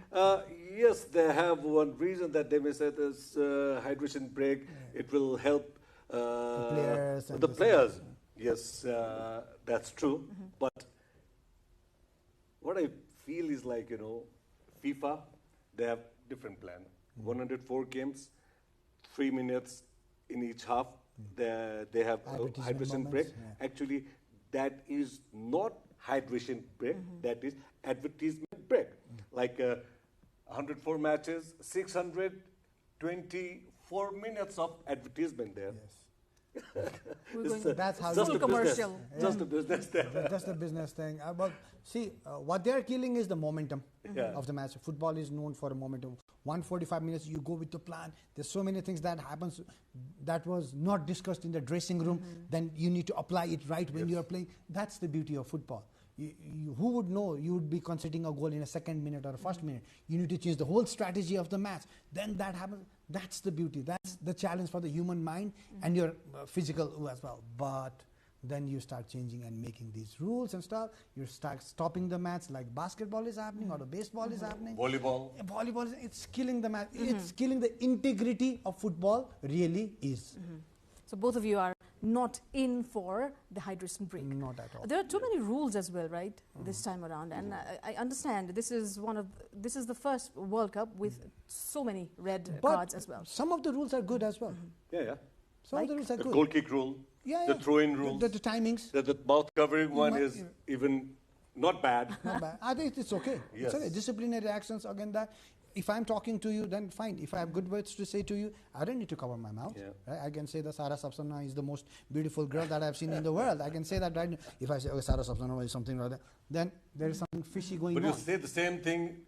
If you cover your mouth, you'll get red cards. I know. So, especially the things that he implied, the timings for the goalkeepers to kick the ball out, the throw-ins timings, those have created goal-scoring chances more. And that's why we see so many goals, entertaining matches. I think there were very less nil-nil draws this time. This time the goal ratio is higher. Very higher. Maybe because of the ball itself. Even the ball. What about VAR? Is it taking away the essence? If you ask me, I'm not happy with the VAR. What I believe is VAR is still not matured. Yes. So the VAR is made by a human to find a flaw in a human error, but the VAR itself is a flaw nowadays. So I believe there will still take time and some expertise people to really get into how the VAR works and make it perfect. You're making a machine, and a human being making an error, we can take it, because a human makes an error, because there's only certain things that you can do. You're running, you're conducting the whole game. You need to run 90 minutes where the players like Messi can relax and walk, right?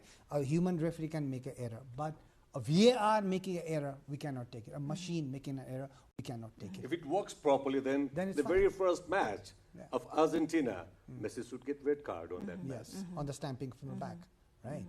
So those kind of things, some of the decisions look very unfair.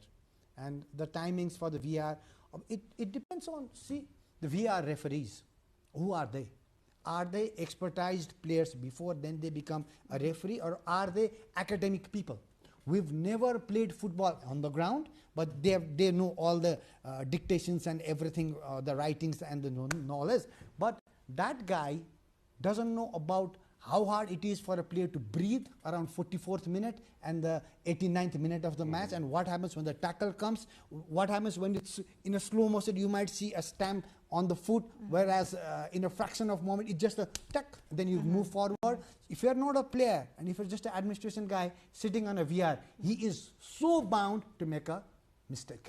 At the same time, what I don't understand is, like, sometimes they define in their own way, like, it also checked that is it intentional or unintentional? Yes. So how a VAR or the chip inside the ball can define whether it's intentional or non-intentional? One of the huge debatable goal was a hair strand actually made a sound that guy touched, and it was like, how on earth is that going to stand? So these kind of decisions and VAR system is yet to be refined make it more better. Let's see in and future. again, you know, in this Iran case, just see the tip of the toe. Oh yes. What I'm asking is, okay, for example, that guy is wearing number 10 exercise or shoes. number 9 shoes. His foot is actually 1 foot. You understand what I mean, right? Just And an inch another behind. thing, so as we work on television since 1998, Yeah. so we know even that time, 1 second there, 25 frames in 1 Yes, second. exactly, So now these footballs, 500, 1,000 frames are there in a second, right?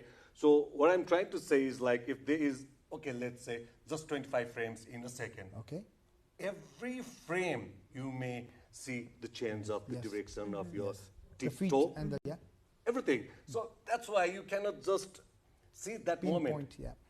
You know, that's why I'm not happy with this kind of decisions, because what I feel is like Iran, they were totally robbed. Robbed. Yeah. The most unluckiest and mismanneredly, what do we call?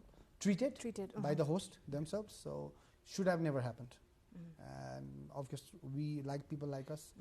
We don't agree with that. I think I need to touch upon this one as well. What do you think about the performance of other Asian teams? I'm so happy with Japan. Yeah. They almost beat Brazil. Brazil was so lucky that in the dying second, dying minute, they score the winning goal. I'm so impressed with the performance of Japan. Yeah, this time South Korea, they couldn't make it to the knockout stage, round of 32.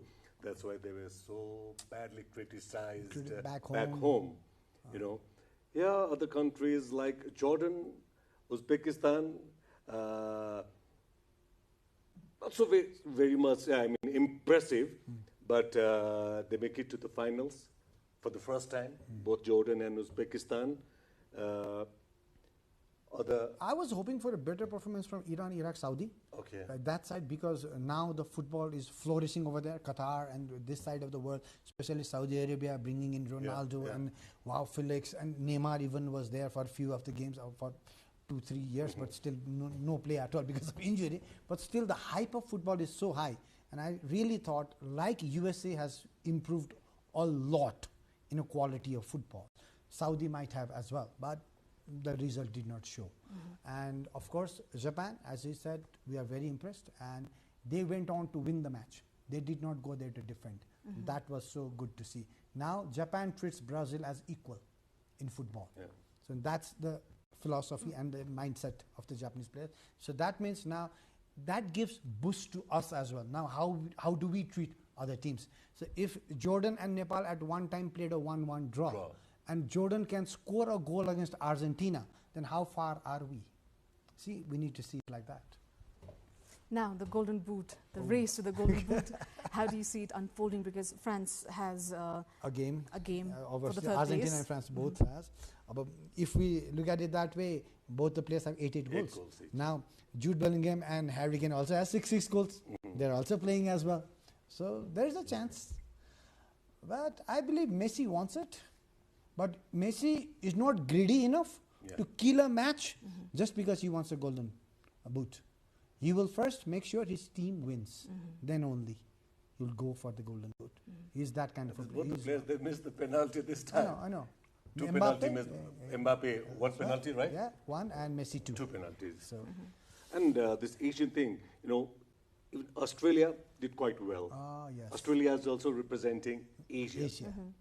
Through AFC, because they have a very limited quota, let's say half seat. 0.5, we call so it 0.5. Yeah. The champion of that Oceania region, they need to play either with Asia or South or North America for the playoffs before. Now they are the member of AFC. They represent Asian region. So we need to treat them as an Asian nation as well. They did quite well. Reached the second round as well, and the football is flourishing in Australia as well. Even one of our leading female player, the captain of our team, Samba, is playing in Australia as well. So football is flourishing. That is one good part. Playing in Australia, representing New Zealand's team. Yeah, New Zealand as well. Yeah, and, playing in Australia, but New Zealand was there in this time's World Cup as well after such a long period. Because every time we used to just see Australia. So finally, it was good to see New Zealand as well. Coming back to the Golden Boot race, how important do you think the assist parts are in the evaluation? If two players, they score the Same similar number of goals, then the assist counts. Then the assist counts. So Messi has, I think, the highest number of assists. Like in, I think, previous 2 matches, it's just the assist from Messi that's been coming in as the goals as well. So we'll see. The race is going to be long. Last time Mbappe won over Messi at the very last game with the hat-trick in the final. So this time the race is going to be at till the very last minute. If Mbappe scores 1, I would want to believe that Messi would want to score 1 or 2 in the final as well. He wants that Golden Boot without killing the team, making his team win the tournament as well as winning himself the Golden Boot. But this time he'll have a tough time in the final because you see the Spanish team, Defenders, goalkeeper there, Unai and Simon. the defense line there. Yes, exactly. The very good combination. Spain plays a very rigid team, compact game. They hardly make mistakes. But the thing is, Cucurella, one of the best defender in the whole tournament this time. What Cucurella does is he loves to go venture forward, and that creates a space in the back.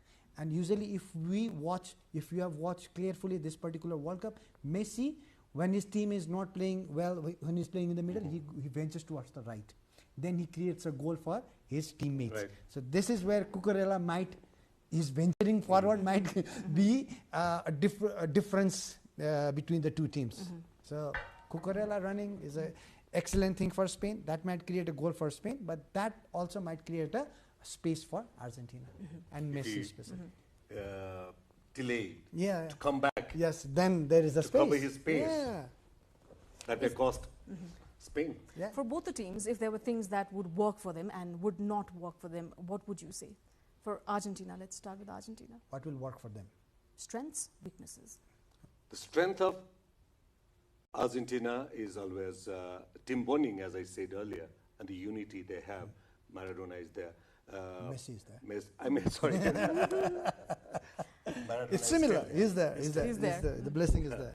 And his striking partners there, right?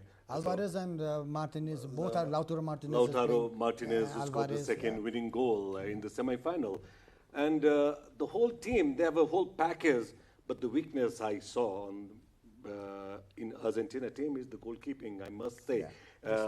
This Martinez is not like 4 years before now. Yes, exactly. Compared to Spanish goalkeeper, Unai Simon is far much better than Martinez. Right. I believe that as well. Martinez is not the same goalkeeper as 4 years ago.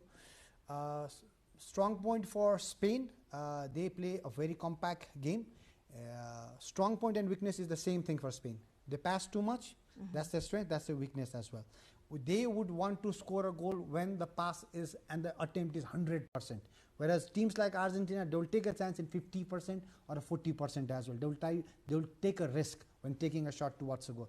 But what the tiki-taka system of Spain does is, you create such a beautiful space, then only you attempt for a goal. So trying to create that space, the space and time might just run out. And that's where the physical game of Argentina is going to a little bit press Spain. Now it's not France they are playing against, it's Argentina. They are superbly physical team. They're going to be there very next to them, just pushing, and just making a difference for them to create a pass or give a pass to their, they might be able to give it to their teammates, but they would still get a push in the back. They'll get a bit shoveled in the back. So that's how Argentina plays. You both are one of the pioneer commentators in Nepal. Yes. He's senior to me. I started earlier, but he did the longevity. He solely, single-handedly survived the whole commentary and the football system for more than a decade, single-handedly. Then only came the newer generation. Because I kind of like departed towards the direction field of the broadcast system. I went to study, then came back as a director. But this guy, he just went on and on relentlessly. He was the single man, handling the whole sporting scenario in So Nepal. many of the young commentators owe a lot to both of you. More to him, less to me.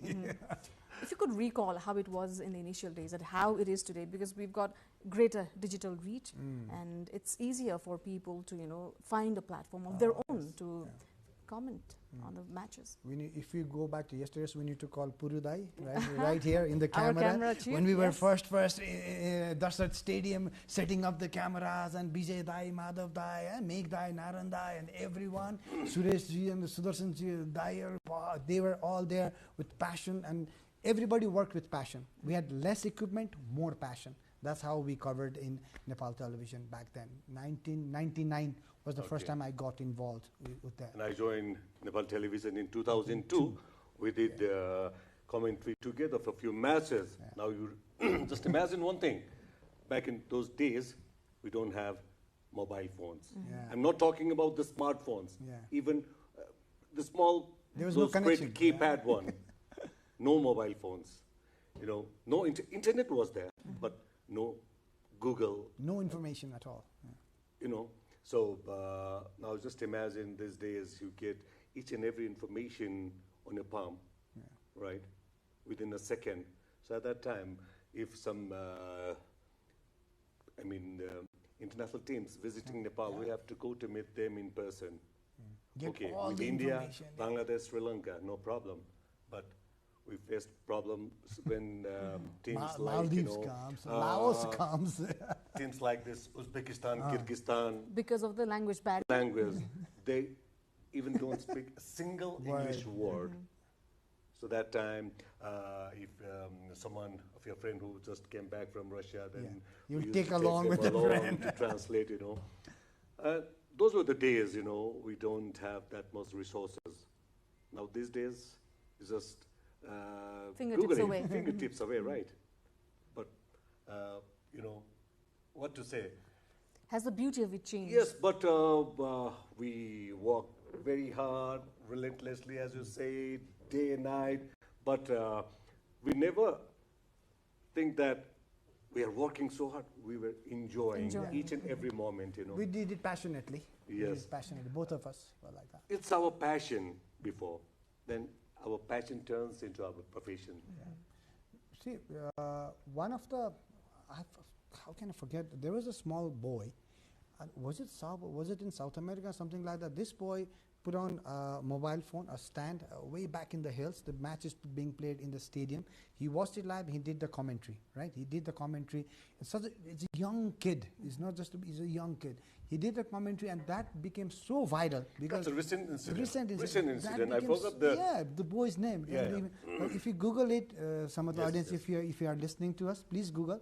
So now, as your question, the chances have come like these as well.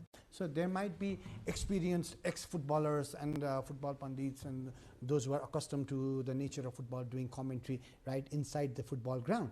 But these young ones who have the blood and passion, they can do it with the technology nowadays. So you play it on your mobile phone, you're doing it, your own style of commentary, and people might just love it because people are looking for a change. Because the monotonousness of the commentary, it might have happened for such a long time. And that's why when we do commentary nowadays, I believe we have evolved as well. We usually do it in the Nepal Super League together. And the way we used to do in 2002, and now it's totally different. So these boys have the opportunity. If you want to prove it that a channel might have a look at you, then at that time when Nepal TV hired us, we came. We had a written exam, then we had the facial exam, we are good looking enough or not to come in front of the. Then we had the voice exam. Well, he did not have to give the voice exam. His voice speaks for itself, right? So we had to go through all the exams. You pass it, then only you get the job. But nowadays, through the technology, if you are good enough, prove it in your mobile phone, then obviously a channel who is broadcasting the football, if they see it, bang, you're there in the next match. The digital reach, has it in any way eroded exactly. the essence yes. It is dangerous as well, but still, because there is no censorship. See, you are your censor in the digital media. But the media that we worked, there were so many censorship. That the words we choose, how the texture, the template, everything, we went through the censorship. But nowadays, it's just freedom. All right. Before we conclude, Okay. one-line answers or one-word answers only. No explanations for this one. Let's start from here. One word to describe this World Cup. Much more exciting. Fast pace, more exciting. First World Cup final you clearly remember watching. 1990. It was the repeat of 1986, but 1986 I was a very small kid. His first World Cup was 1986. 1990 I was 12, but I still remember not only the final, from the very first match of the defending champion Argentina versus Cameroon to the very last match Germany versus Argentina. So in that final match, I mean, Germany won against defending champion Argentina. Just one and only goal scored from the Andre Bremy in a spot kick penalty was awarded to Germany in that final match. What about you? For me, as he said, 1986. 1986 was the match. Diego Maradona winning the trophy for Argentina. All right, with you. All-time favorite World Cup player who is not maybe Messi or Ronaldo? Michael Laudrup, all the time from Denmark. My all-time favorite, I must say, Roberto Baggio from Italy. Lovely. The most handsome guy with the ponytail. Right? Who took his team to the finals of 1994, but he's the man who missed the final penalty for Italy. All right. One current player you'd pay to watch live, no matter the ticket price. Cristiano Ronaldo. It's always Ronaldo. Lionel Messi. We buy different tickets, but we buy 2 tickets so that we go together. Yes. Maybe you might not have to think for this one. Dream commentary partner from anywhere in the world, from past or present. It's always Aman Pratap Adhikari for me. It's always Sanjay Silpatra. All right. VAR, love it, hate it, or tolerate it? Tolerated. Tolerated. Tolerated. For now.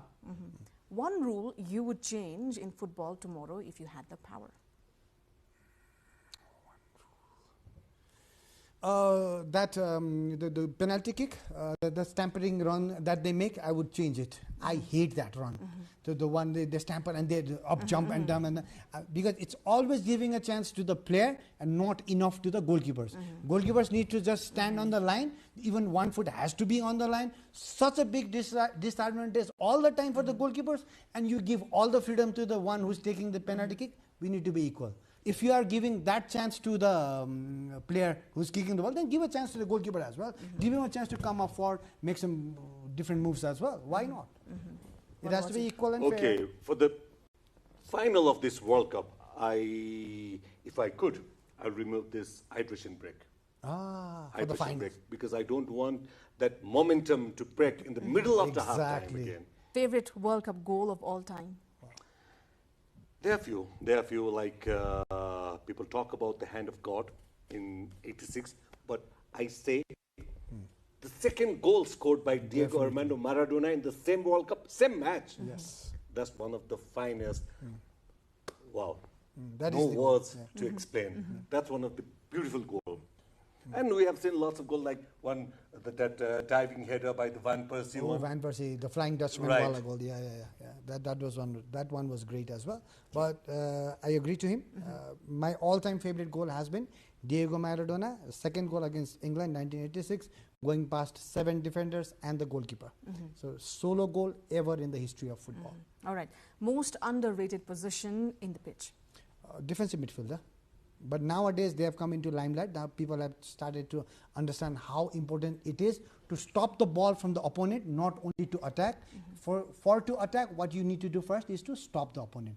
So that has come into hand. Nowadays that position have slightly got respect, and people like Rodri are winning Ballon d'Or for that as well. So that position needs to be respected more. Defensive midfielder, we got it the pivot as well. What about you? It's always goalkeeper. It's Coming from a goalkeeper. It's always a thankless job. Yes, it is. It's a goalkeeper. All right. If Nepal reaches a World Cup one day, which stadium should host our first match? Wow. Stadium, right? I would love to see Nepal here. This is a very good question. Now I've started imagining, right? See, I would want Nepal to play in the biggest of all the stadiums. I would want them to play in Maracana, Brazil, which holds the biggest number of spectators. Maybe above 150,000, above that, maybe. When the 1950 World Cup They happened, squeezed in 2 lakh plus capacity people. there. They squeezed in They people. Uh-huh. have reduced now.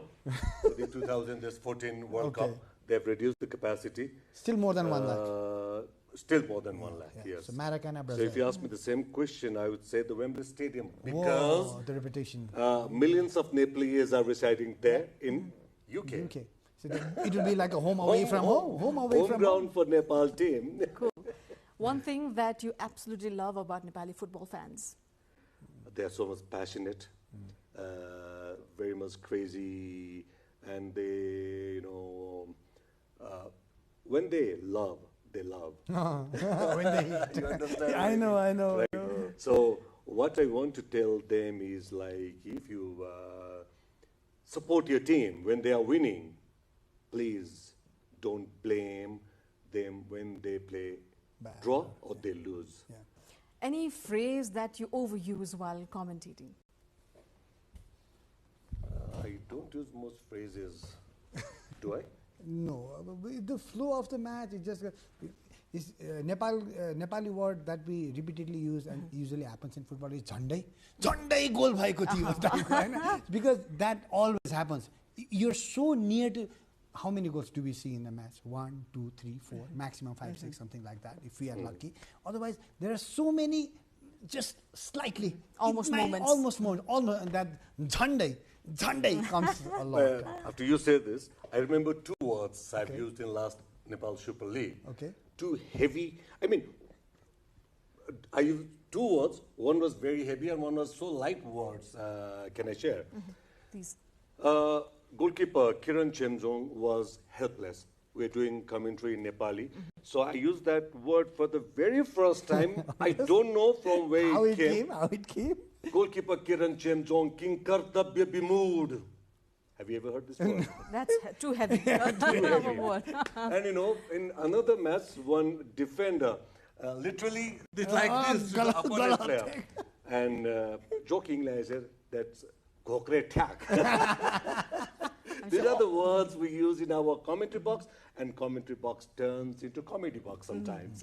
If the upcoming final were a Nepali street food, which food would it be? Final.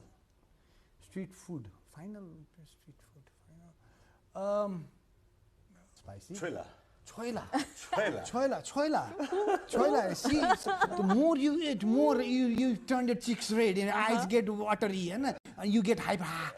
You're more tired you are. This final is going to be like that. It's choila. For sure, you won't sleep after you having that choila. You agree with that too? Yes, of course. Okay.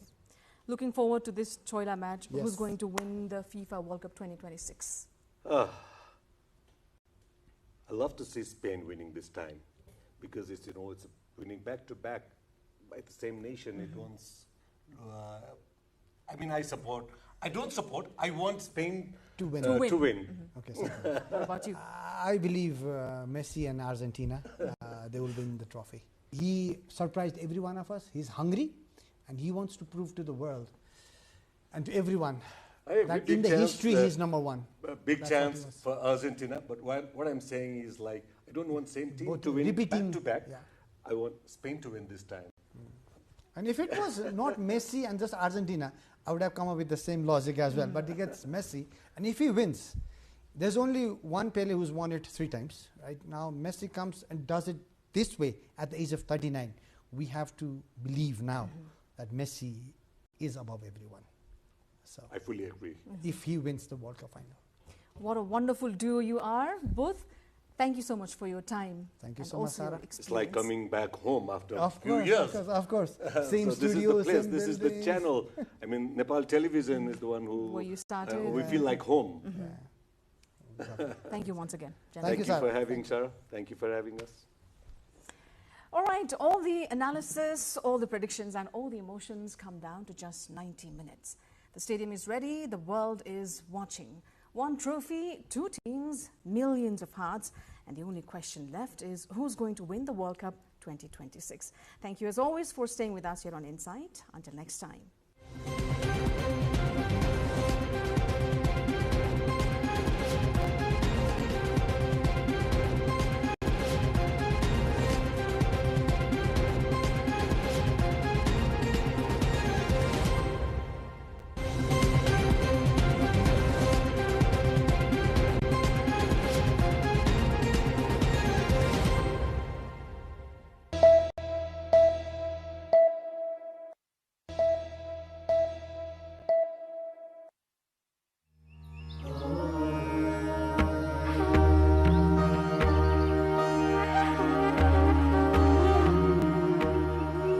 Pashupatinath is located in the eastern part of Kantipur city, approximately 5 kilometers away from Bagmati River.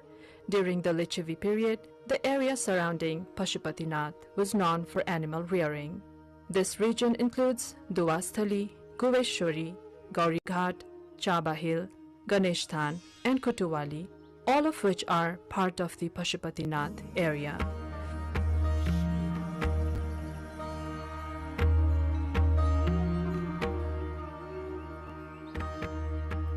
In 1979 AD, UNESCO designated Pashupatinath as a World Heritage Site.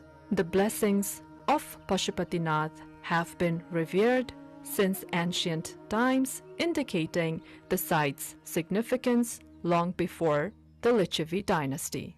The presence of Jyotirlinga, a sacred representation of Lord Shiva, is mentioned in one of the ancient texts, highlighting its historical and religious importance.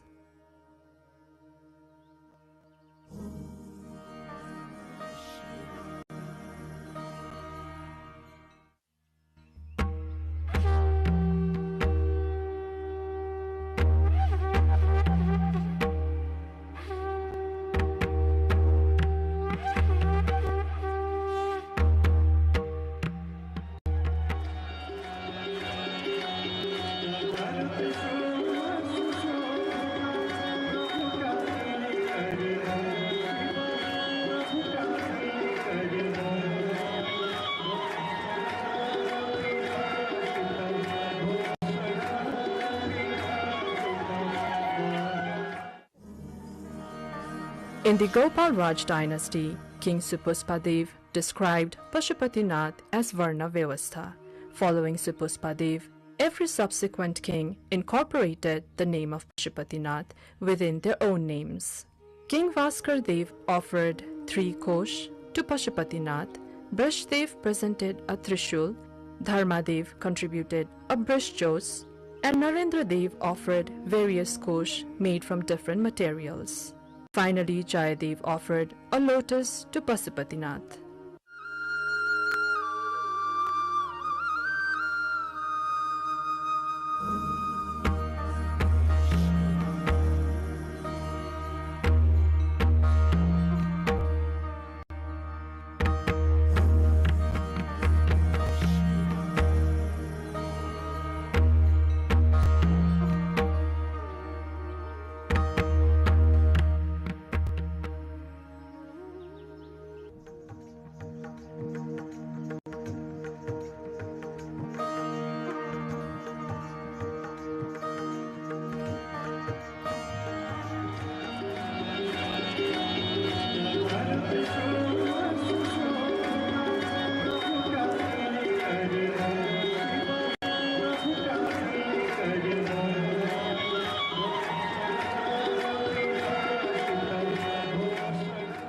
In 1473 BS, Jyoti Malla renovated Pashupatinath.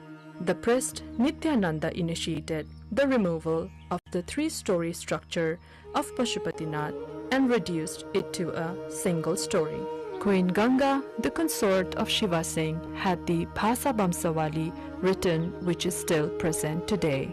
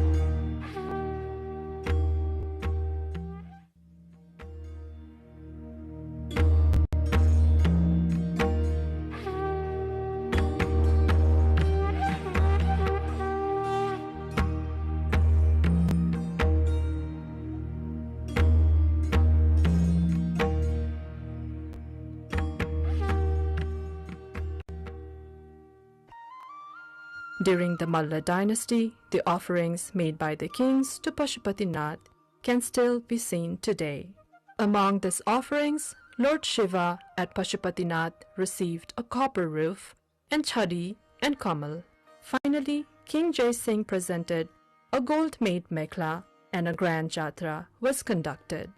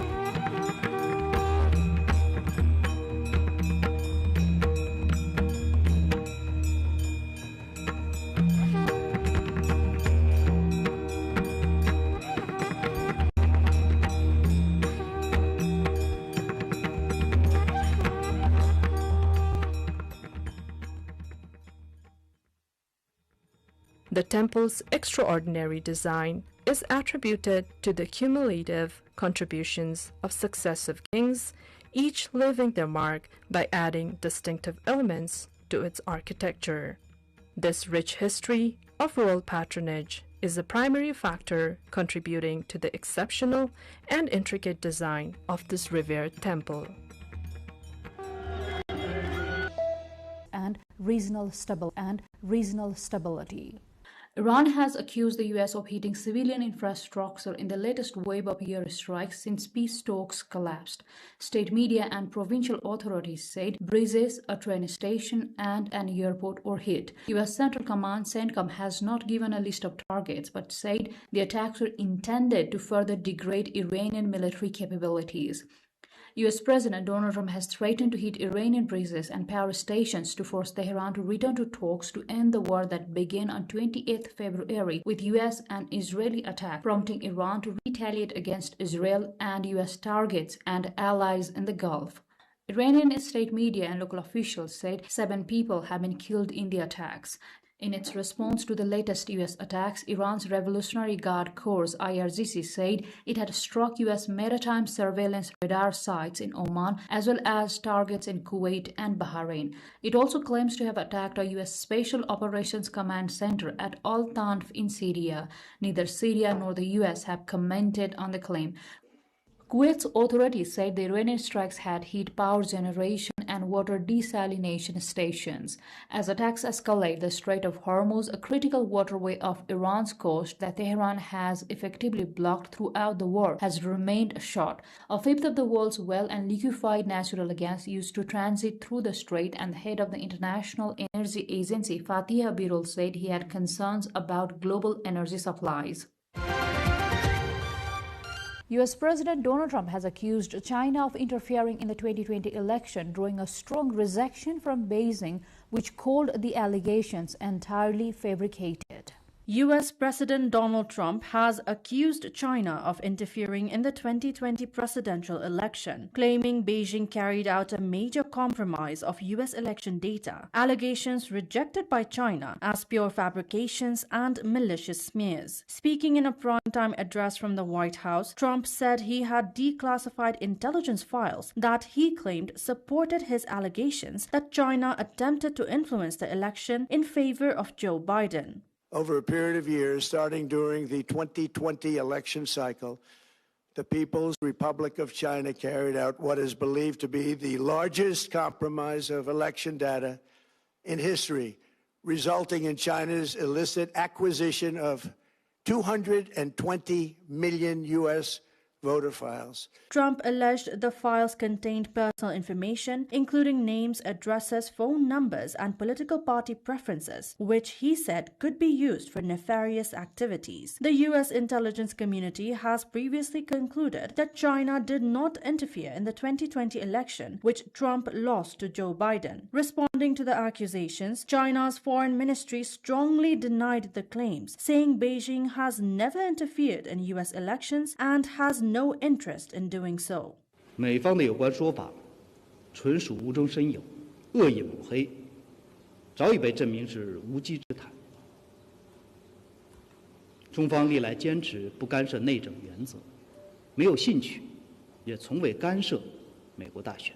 Trump delivered the speech 3 months before the U.S. midterm elections alongside members of his administration. But journalists were not allowed to ask questions following the address. The accusations have added to ongoing tensions between Washington and Beijing over security, technology, and political influence.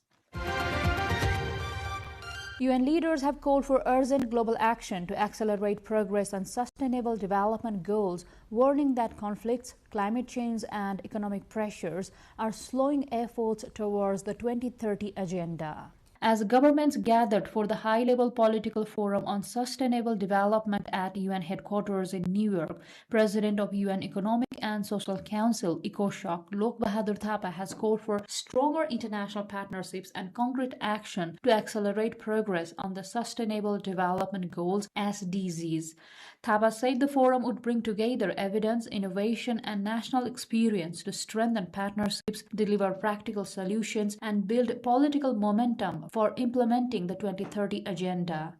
Through the high-level political forum and these high-level segments, we bring together evidence, innovations, and national experiences and turn them into a stronger partnership, practical solutions, and political momentum for implementation. Hope is not strengthened by words alone.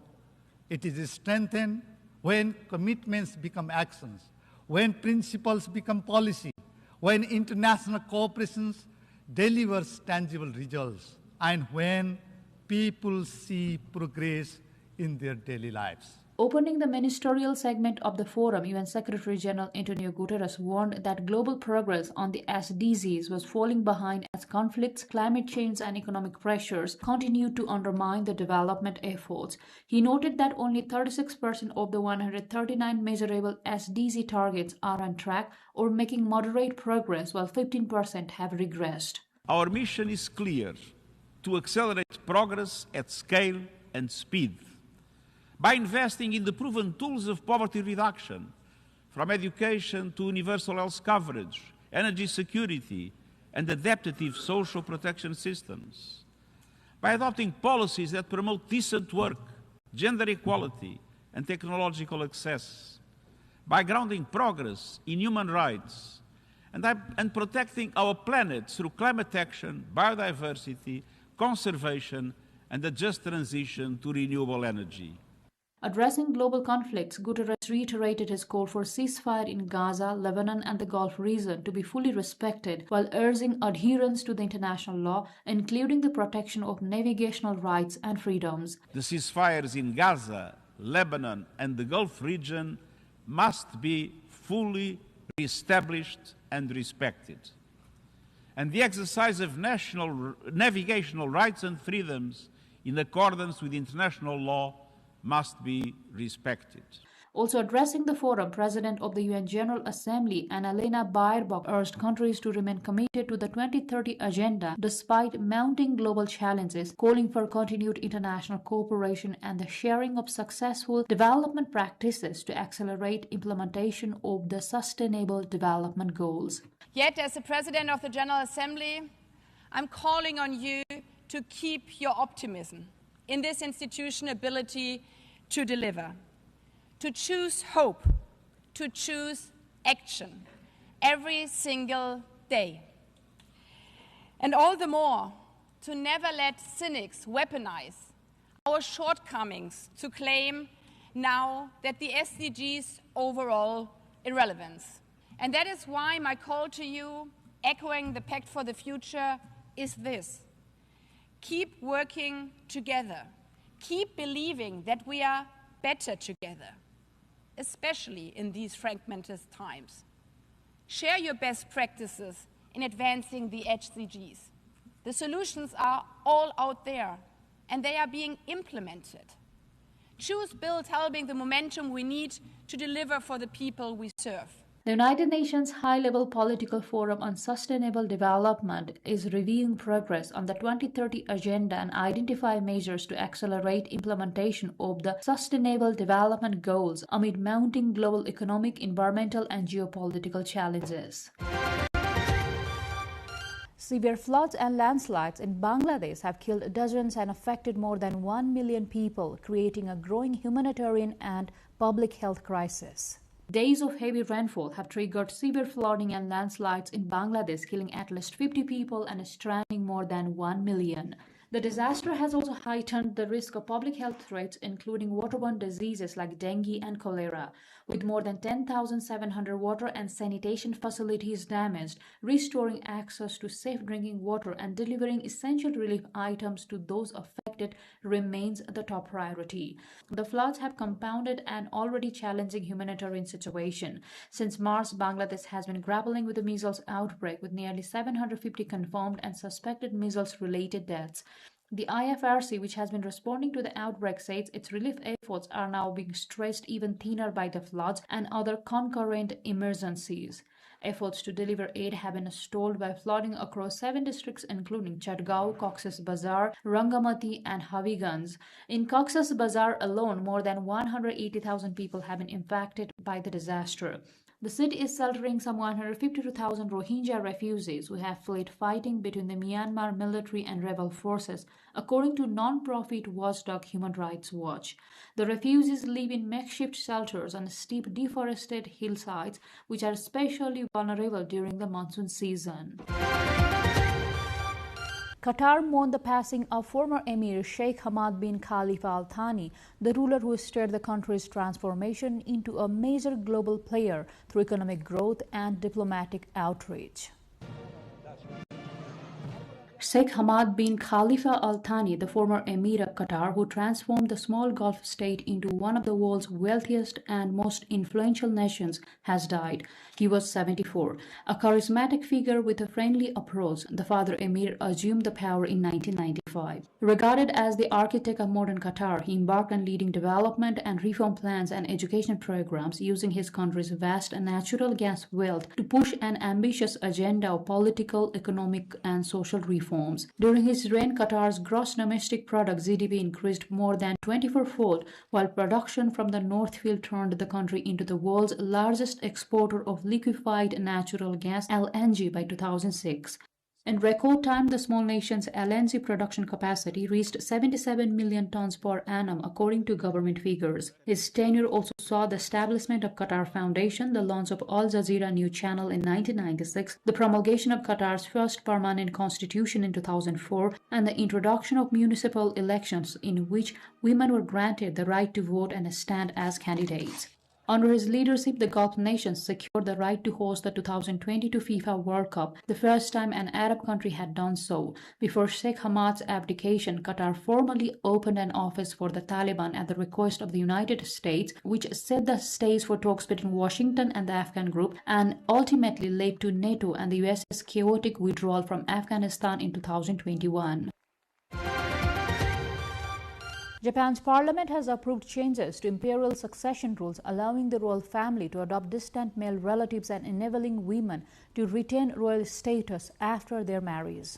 The Japanese parliament has approved a bill to relax imperial succession rules amid concerns over the dwindling size of the imperial family. The bill, passed by the upper house on Friday, allows the imperial family to adopt distant male relatives over the age of 15 and lets women keep their royal status after marrying outside the family. But it does not change the law barring women from ascending the throne, despite wide public support for a female emperor, meaning Princess Aiko, the only only child of the current emperor, is still not eligible to succeed the throne. The bill cleared the lower house last week and will move through the final legal procedures before the changes take effect. Japan has the world's oldest continuous hereditary monarchy, with a lineage that is believed to span more than 2,600 years. Currently, first in line to the throne is 60-year-old Fumihito, the emperor's younger brother. Fumihito's son, 19-year-old Prince Hisahito, is second in line. Third in line and the last eligible candidate for the throne is the emperor's 90-year-old uncle. Without any amendments to the law, the line of succession will end if Prince Hisahito does not have a male child. However, with the new bill, male descendants of 11 former imperial branches could be adopted back into the family. These family branches had been removed following the Second World War. Female members of the imperial family will also be able to retain their royal status if they marry commoners. They were previously made to give up their titles and leave their families, which is what Princess Mako did in 2021 to marry her college sweetheart. This allows for a larger royal family who will be able to keep up with official duties like attending court ceremonies and making public appearances. However, descendants of female members with commoners will still not be able to inherit the throne. The reforms come as there has long been public concern over the lack of male heirs in the Japanese imperial family, along with debate over whether women should be allowed to take the throne.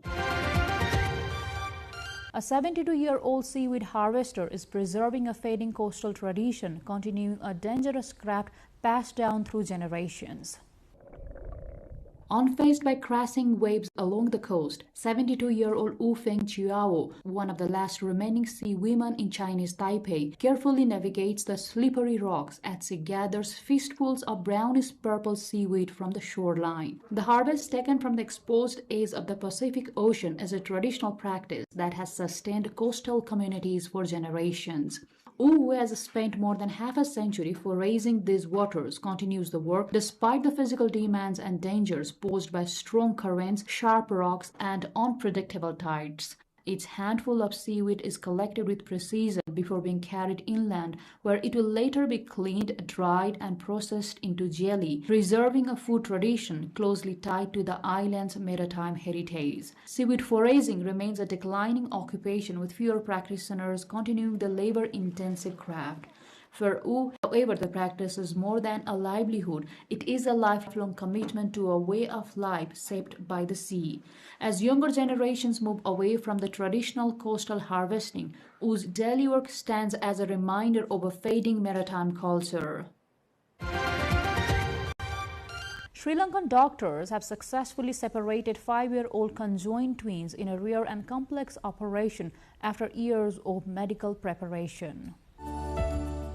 Sri Lankan pediatric surgeons have successfully separated 5-year-old conjoined twins Linuli and Lithuli in a landmark operation conducted through a collaboration. The twins were joined at the pelvis and shared a kidney located in the common pelvic area, underwent nearly 2 years of careful planning before the surgery. A team of around 30 medical professionals, including 15 specialists, carried out the complex operation after restoring the children's kidney functions. Doctors said the twins are currently in good health but may require further surgeries in the future. Medical specialists described the case as extremely rare worldwide, with only a limited number of similar separations reported. They highlighted the success as a result of years of teamwork, expertise, and advanced pediatric surgical care in Sri Lanka.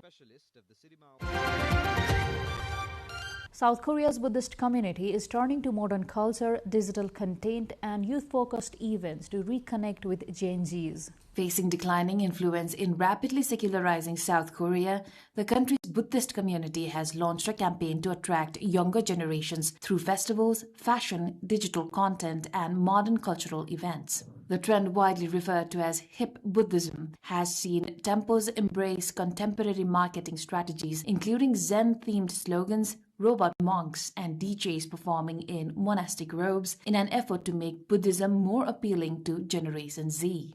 Monk Myochang, spokesperson for the Jogye Order, said the initiative aims to communicate with young people in ways that resonate with them. The campaign has been credited with boosting interest in Buddhism among younger South Koreans, although some religious scholars and followers have expressed concerns that the modern approach could dilute the faith's traditional teachings and core values. Buddhist leaders say the initiative is intended to make temples more accessible and relevant to younger generations who are increasingly disconnected from organized religion. However, it is warned that the long-term challenge will be balancing innovation with preserving the spiritual principles and traditions that define the faith. Thousands of visitors are flocking to Turkey's Isparta province as vast lavender fields bloom, transforming the region into a major summer tourism destination.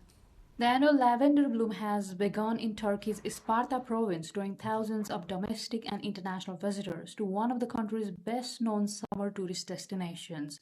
Lavender fields covering nearly 5,000 hectares have come into full bloom, transforming the area into a landscape of purple during the peak flowering season in July. Visitors are arriving ahead of the annual lavender harvest to photograph the fields, which have become a major seasonal attraction for tourists, nature enthusiasts, and photographers. The influx of visitors is also supporting local businesses, with residents selling a range of lavender-based products, including essential oils, soaps, sachets, and other handcrafted goods made from the crop. The annual bloom is expected to continue attracting tourists throughout the harvest season, contributing to the local economy and rural tourism in the region. Thousands of devotees gathered in West Bengal for the centuries-old Rath Yatra festival, recreating the iconic chariot procession linked to Jagannath Puri. Thousands of devotees gathered in Serampur in India's West Bengal state to celebrate the centuries-old Rath Yatra festival, recreating the grand chariot procession associated with Jagannath Puri. The streets came alive with devotional songs, music, and religious chants as locals and visitors joined the traditional pulling of towering chariots carrying representations of Hindu deities. The annual celebration, rooted in a centuries-old tradition dating back to 1396 in Serampur, drew large crowds who gathered to take part in the procession and seek blessings. For many devotees, the festival is not only a religious observance but also a cherished cultural tradition passed down through generations, bringing communities together in a shared celebration of faith and devotion. Inspired by the famous Rath Yatra of Jagannath Puri in Odisha, the Serampur festival continues to attract thousands of participants each year, preserving a historic practice that remains an important part of India's cultural heritage. Thousands gathered along Da Nang's Han River as the International Fireworks Festival concluded with a grand finale featuring teams from China and Portugal.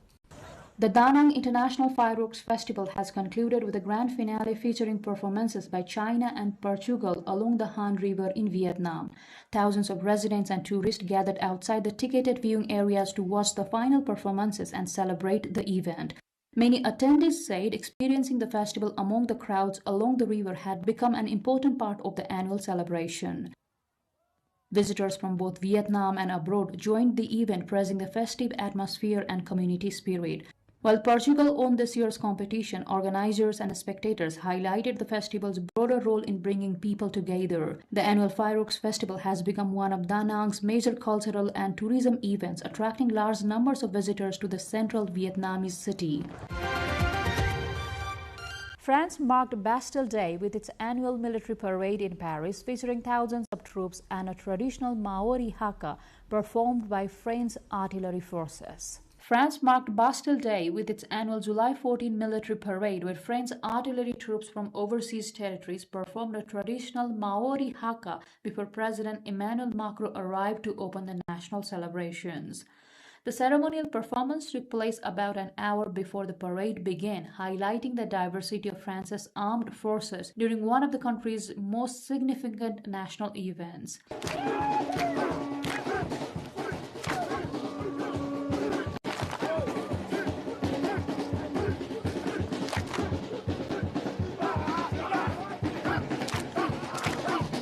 The ceremony later featured a fly-past and France's largest ever Bastille Day parade with nearly 6,700 troops, 98 aircraft, 31 helicopters, and 315 military vehicles. More than 24 foreign heads of state and government, including Ukrainian President Volodymyr Zelensky, as a guest of honor, attended the event alongside hundreds of European troops, underscoring growing European defense cooperation amid Russia's war in Ukraine. The annual parade served as a powerful display of France's military strength and its commitment to collective European security at a time of heightened regional tensions. That's all for this edition of The World This Week. Thank you for joining us, and we hope you enjoyed as much as we did bringing it to you. We look forward to bringing you more of the stories shaping the world next week. You can also visit our website at www.nepaltelevision.com and follow us on our social media platforms and YouTube channel. I'm Bhavana Kesi. Until next time, take care and goodbye.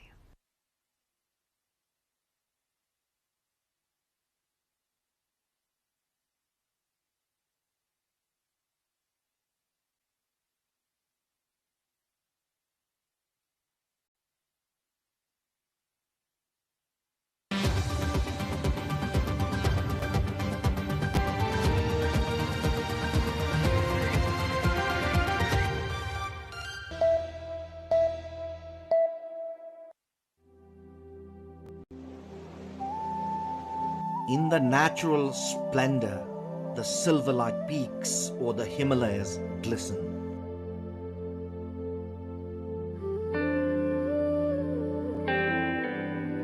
Cradling a pond filled with milk in its lap, the Numbur Himal gleams. The Dudkunda, meaning a milk pond in Nepal's northeastern district of Solukhumbu, is truly the gateway to the paradise.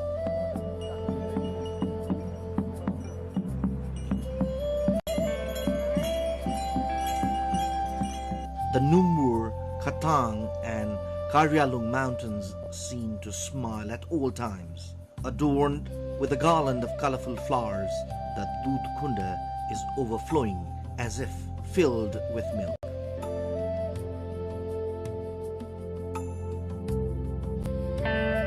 The very sight defines nature at its best. Feels as if the Numbur mountain is giving motherly affection, holding the lake in its lap. The beauty is so serene and virgin that one fears not to stain it by touching. Indeed, Dudkunda is nature at its purest form. Located at Solu Dudkunda municipality, Taksindu, the natural paradise draws many visitors.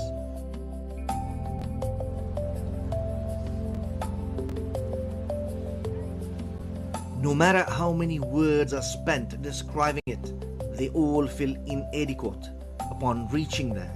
The name itself is fulfilling and equally sacred. हजारौं नरनारीहरू चाहिँ तीर्थयात्रीहरू दुधकुण्डमा जानुभएको छ। म पनि पुगेर आएँ। दुधकुण्ड असाध्यै पवित्र स्थल यो हिमाल काखमा रहेको तीर्थस्थल हो, पुण्यस्थल हो, देवस्थल हो र त्यहाँ चाहिँ एकचोटि पुग्नै पर्दो रहेछ। त्यहाँ पुगेर जुन आनन्दको अनुभूति हुन्छ त्यो चाहिँ कहीँ पनि पाइँदैन भन्ने चाहिँ महसुस भयो। आनन्द लाग्यो, भएन मस्त लाग्यो। अनि यो ठाउँमा चाहिँ आएर तपस्या गरेर बस्नु जस्तो जस्तो लाग्यो मलाई। एकदमै राम्रो लाग्यो हैन, प्रकृतिले दिएको रमणीय तीर्थस्थल हैन। जो कोही पनि एकचोटि चाहिँ यहाँ आएर एकचोटि भ्रमण गरेर दर्शन गर्नुपर्छ जस्तो लाग्यो।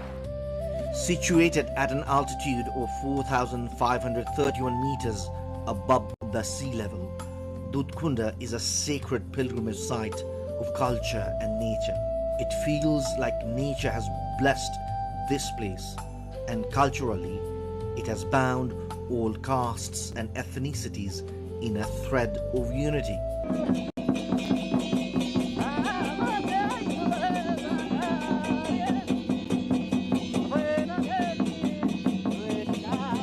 There are various legends and sayings about Dudkunda. One argument is that the pond was formed during the creation of the Himalayas and was discovered by local sheep and yak herders. According to another legend, in ancient times, a yak would go to a stone where the pond is located and offer its milk every day. Later, the place was found to be a pond filled with milk, leading to its name, Dudh Kunda. This has also led to the belief that gods and goddesses reside here. There are 3 different routes to reach Dudh Kunda. One route is through Salleri, Phaplu, Taksindu and Sasra Beni. Another route goes via Lukla, the gateway to the Everest, through Nunthala, Taksindu and Sahasra Beni. Nature has truly blessed the Solu Dudh Kunda municipality.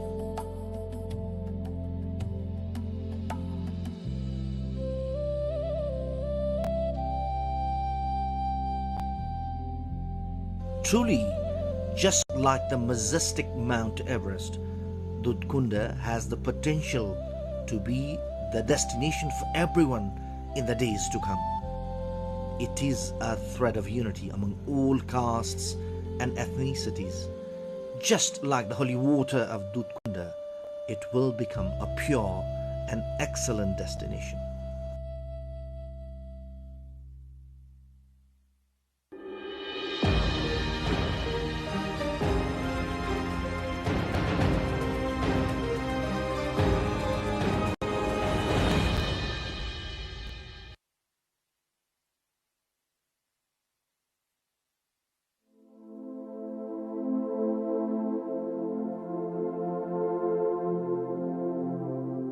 A city known for its legacy, Kirtipur.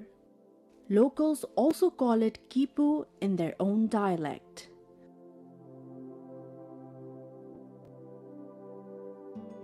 It is the largest ancient settlement after Kathmandu, Lalitpur and Bhaktapur.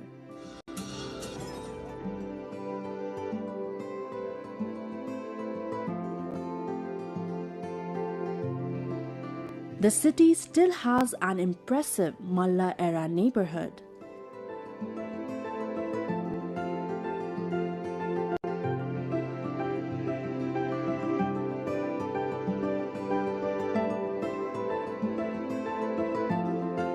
It is also home to Taudaha, the largest lake in the Kathmandu Valley.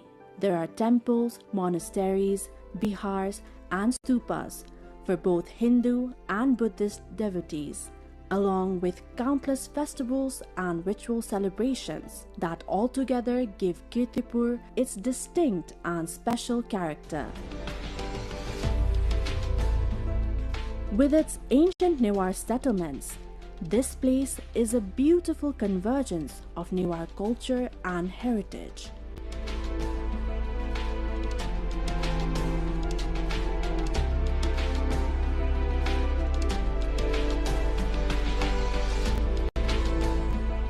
The 2nd century settlements here, the temples and the stupas, along with the legends and the faiths surrounding them, are fascinating. Situated beside the Kathmandu Valley, which once was a natural lake itself, Kirtipur developed as a flourishing hub of early settlement and culture.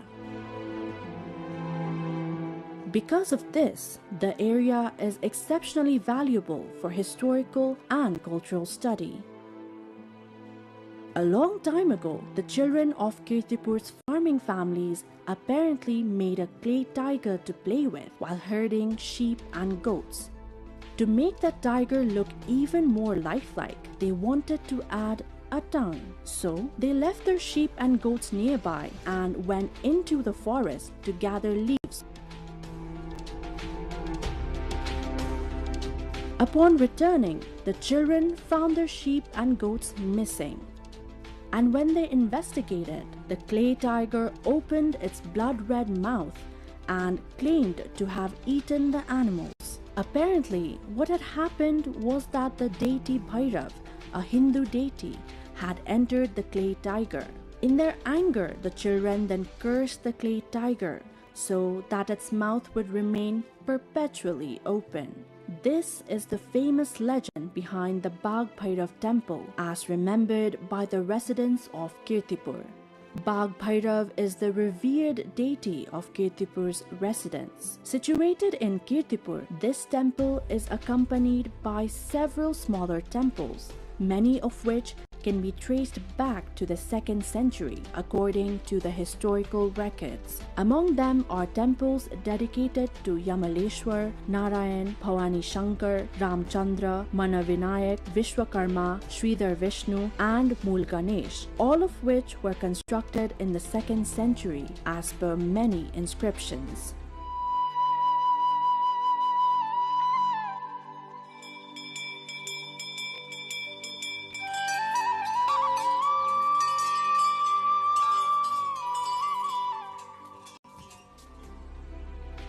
The historical records mention that the Bagh Bhairav temple, originally made by Shivadev, was again renovated in the 16th century by Jagatpal Varma into a 3-tiered pagoda style. This makes the temple a central attraction of Kirtipur.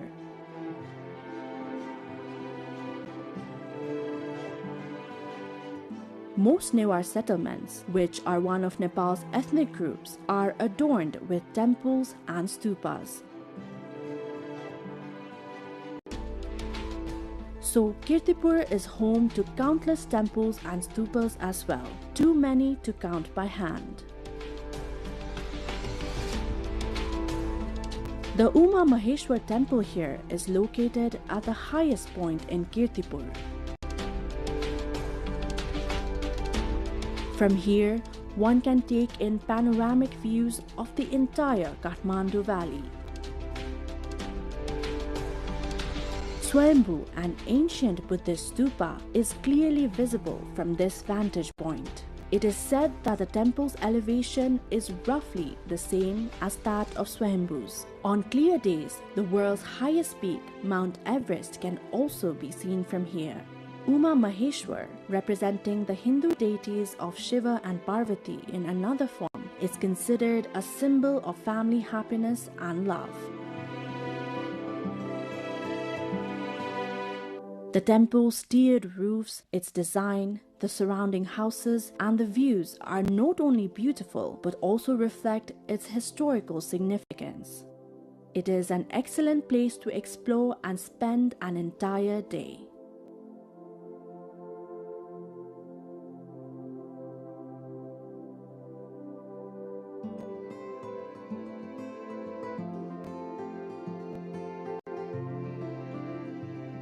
Kirtipur is special not only for Hindu devotees but also for Buddhists.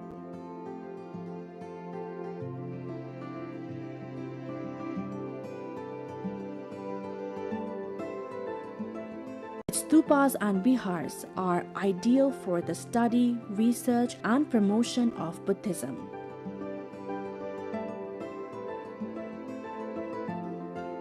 The Chilancho Stupa, located atop the hill, is said by historians to have been built during Emperor Ashok's visit to Nepal. Its renovation, however, took place in the 16th century during the time of Jagatpal Varma. This site is ideal for prayer and meditation. It feels like Chilancho spreads wisdom along with its fluttering flags under the open sky. It is said that seeing the hills surrounding the Chilancho Stupa, Prithvi Narayan Shaha, the 18th century king who unified Nepal, coveted Kirtipur. His attempts to capture Kirtipur, intended to make conquering Kathmandu, Bhaktapur and Patan easier, only succeeded on the third try.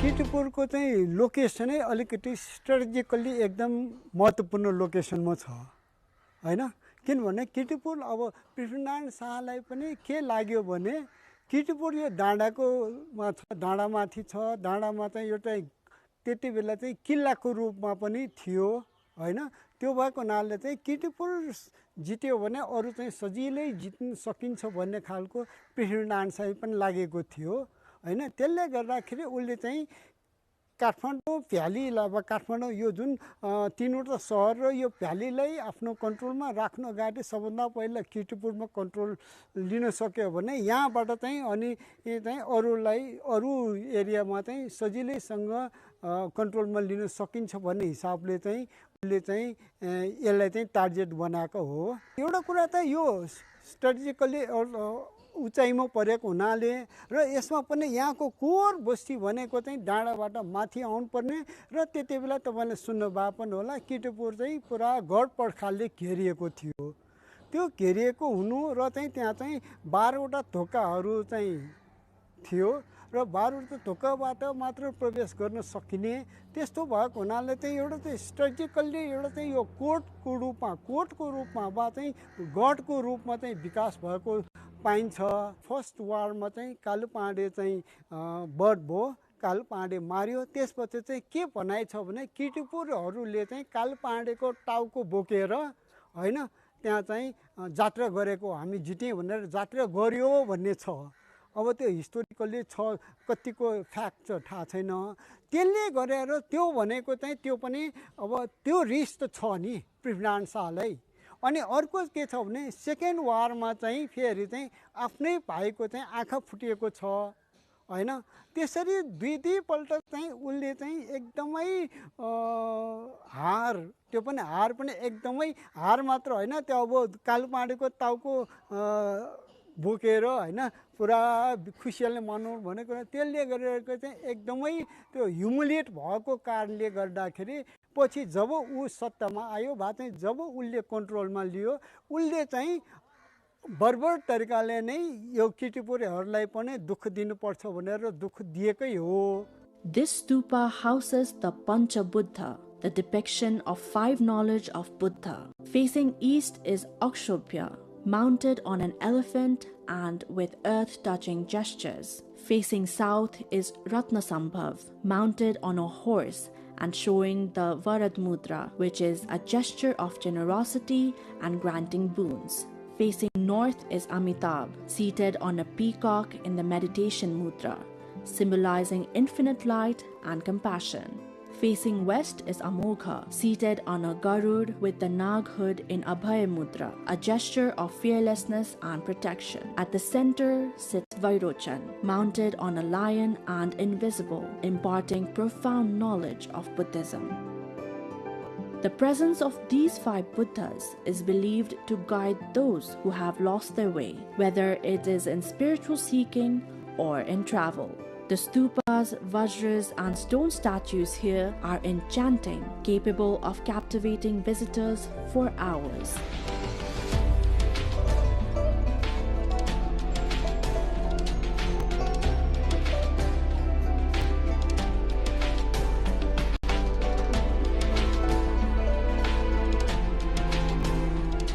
In Panga of Kirtipur, there is a cremation site. The deceased of the Panga community are cremated here, but this place is different from others. According to local tradition, one cannot stay behind after setting the body on fire. Normally in other places in Hindu tradition, after the cremation, the ashes are collected after a process that can take up to hours. Here, however, bodies are covered with 9 pieces of wood for adults and 7 for children, along with water-soaked straw. Then the fire is lit before it is time to leave the site. This tradition is only for the people of Panga. Next to the burial ground stands the Vishnu Devi temple, one of the several Shakti Peeth or sacred power sites of the people of Kirtipur. The area is peaceful and known for its spiritual atmosphere.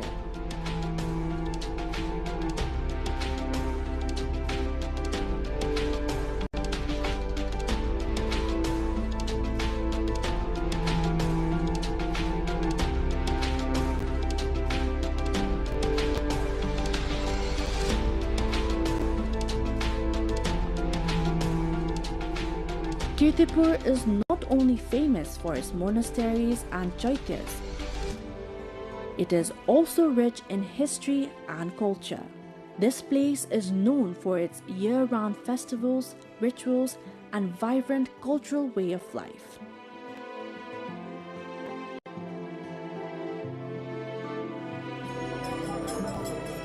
Among the important festivals are the Satgaunle Jatra, Gai Jatra, Bagh Bhairav Jatra, and Indrayani Jatra.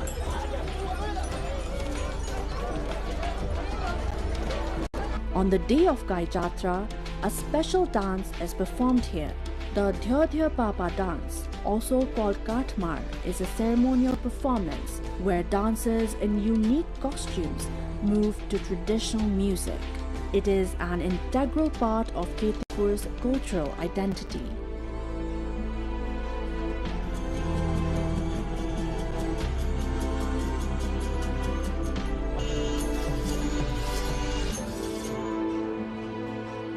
Here, visitors can also find various hotels, homestays, and Newari restaurants.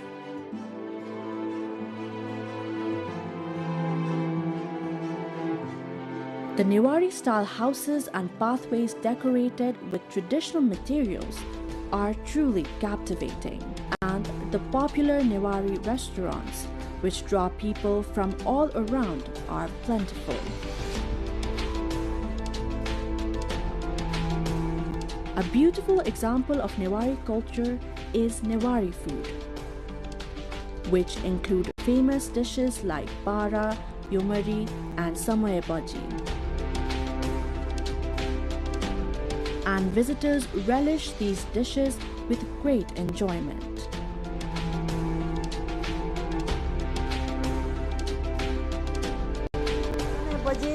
अनि अरु भनेको यो सफु मिजा पनि विशेष मान्छेले रुचाउने समय बजी बारा विभिन्न मान्छे पछि फरक छ तर विशेष चाहिँ समय बजी सफु मिजा भेरे आउनुहुन्छ अनि छाङ रक्सी विशेष यहाँको गहना जस्तै नै नेवालानामा यहाँको छाङ रक्सी भनेको एकदमै ओरिजिनल हैन ओरिजिनालिटी भएर चाहिँ मान्छेहरु यहाँको खानामा या छाङ रक्सीमा पनि कुनै मिसावट नभएको चाहिँ प्रुफ भएर चाहिँ सबै मान्छे छाङ खानाको लागि पनि आउनुहुन्छ समय बजीमा अब 12 थरी छन् हैन त्यो पनि हाम्रो शरीरको अर्गानिकमा सबै ठाउँमा चाहिँ सबैमा चाहिने हामी यो विशेष हाम्रो चाहिँ एउटा चाहिँ के भनौं शुभ दिनमा चाहिँ हामी यो पूजा सजा गरेर समयबजी खाने चलन छ नि यो खाली पेटमा हैन त्यो भनेको एउटा राम्रो स्वास्थ्यको लागि एकदमै राम्रो समयबजी भयो अनि भोज चाहिँ हाम्रो एकदमै वैज्ञानिकता हैन अब एकदमै राम्रो तरिकाले चाहिँ नेवारी भोज चाहिँ खुवाउने गर्छौं हामी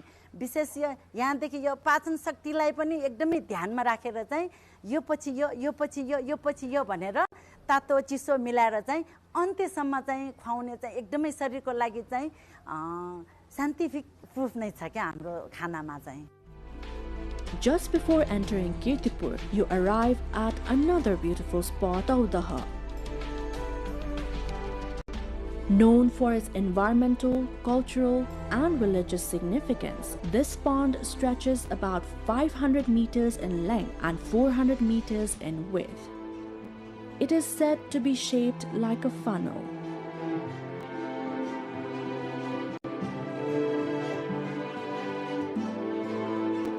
Believed to be dwelling place of Karkotak Nag, a serpent king in Hindu-Buddhist mythology. This lake is closely linked to the legends of Manjushri, a Hindu-Buddhist mythological figure, and the Rato Machindranath Jatra. According to the folklore, when the Kathmandu Valley was still a lake, Manjushri cut open the hills to draw the water. The serpents living there were left without a home, so Bhimsen, a powerful heroic figure in Nepali folklore, created Taudaha to shelter them.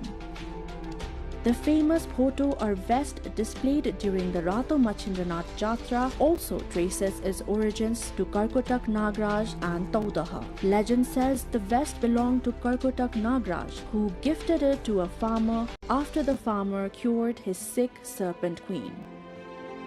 हाम्रो valley चाहिँ एउटा lake थियो भन्ने चाहिँ छ अनि त्यो lake हुँदाखेरि चाहिँ अब मञ्जुश्री चाहिँ आइपुग्नु भयो यो काठमाडौँ भ्यालीमा अनि उहाँले चाहिँ अब यहाँ चाहिँ तपाईको मानव बस्ती बसाउँछु भनेर एउटा सोच राख्नुभयो त्यो क्रममा चाहिँ तपाईको जुन एउटा भ्याली चाहिँ लेक थियो अनि त्यसपछि त्यहाँ तपाईँको बिचमा एउटा कमलको फुल थियो अनि त्यसबाट चाहिँ स्वयम्भूनाथ चाहिँ स्थापना भयो भनेर चाहिँ हाम्रो त्यसलाई रिलेट गर्दाखेरि चाहिँ अनि तपाईँको मञ्जुश्रीले चाहिँ यो ठाउँमा चाहिँ मानव बस्ती बसाउनको लागि तपाईँको यो चोबार हाम्रो चोबारको गलछेडो चाहिँ काट्नुभयो अनि त्यसपछि त्यो कमलको फुल चाहिँ तपाईँको स्वयम्भू भयो अनि त्यसपछि त्यो गलछेडोबाट चाहिँ तपाईँको अब सबै पानी सँगसँगै पानीमा हुने सबै चिज बगेर जाने भयो अनि त्यो चाहिँ तपाईँको नागहरू पनि त्यसमा पर्यो अनि नाग चाहिँ तपाईँको त्यो नाग गएपछि चाहिँ अब यो पानी नपर्ने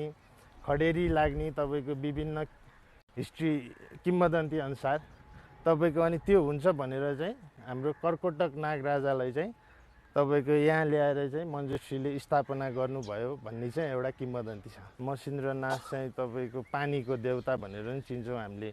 पानीको लागि चाहिँ मसिन्द्रनाथको पूजा गर्ने यो हाम्रो जात्रा गर्ने यो चाहिँ तपाईँको त्योसँग भयो अनि प्लस तपाईँको त्यो जुन मसिन्द्रनाथको तपाईँको भोटो चाहिँ जुन भोटो चाहिँ त्यो जात्रामा देखाइन्छ त्यो भोटो पनि हाम्रो यहाँको नागले चाहिँ तपाईँको दिनुभएको भन्ने चाहिँ एउटा किम्वदन्ती छ। त्यो चाहिँ तपाईँको यहाँको नागको चाहिँ तपाईँको एउटा किसानले चाहिँ उपचार गरिदिनु भएको थियो आँखाको अनि त्यो उपचार गरिदिएपछि चाहिँ त्यो चाहिँ तपाईँको एउटा गिफ्ट यो भोटो चाहिँ तपाईँलाई भनेर किसानलाई दिनुभएको थियो र त्यो किसान चाहिँ तपाईँको काम गर्दा गर्दै खेतमा बारीमा एउटा काम गर्दा गर्दै तपाईँको त्यो भोटो राखेर तपाईँको काम गरिरहँदाखेरि चाहिँ एउटा भूतले चाहिँ तपाईँको त्यो भोटो चोरेर लग्यो अरे अनि त्यसपछि त्यो भोटो चाहिँ तपाईँको चोरेर लाँदाखेरि अनिखेरि त्यो खोज्दाखेरि अब कहीँ पत्ता लागेन अनि एक दिन चाहिँ यही जात्रामा तपाईँको जात्रामा गइराख्दाखेरि चाहिँ तपाईँको त्यो भोटो लाएर आएको चाहिँ देखेर त्यो किसानले अनि मेरो भोटो भनेर त्यहाँ अब वार भयो भनौँ न अनि त्यसपछि त्यो भोटो चाहिँ अनि त्यसपछि त्यहाँ जस मसिन्द्रनाथले चाहिँ लिएर यो चाहिँ प्रमाण जसले ल्याउन सक्छ भोटोको मेरो हो भनेर उसैको हुन्छ यो भोटो भनेर चाहिँ तपाईँको त्यो मसिन्द्रनाथको जात्रामा चाहिँ हाम्रो त्यो भोटो देखाउने चलन छ र त्यसलाई चाहिँ त्यसरी रिलेटेड छ यो चाहिँ हामीसँग। Taudaha is rich not only in religious and cultural significance but also in biodiversity. The area is home to 38 species of plants, 36 species of insects, and 116 types of birds. Swans gliding across the lake, birds perched in nearby trees, colorful fish swimming below, and small snakes seen occasionally along the banks. All of it make it easy to lose track of time while observing this vibrant ecosystem. In winter, birds migrate here from Siberia, Mongolia, and Tibet to escape the cold. Species such as lahari, kalihas, khoya, malak, and birds like great cormorant and Indian pond heron are also found here at Taudaha. These migratory birds travel thousands of kilometers from various countries to reach this lake.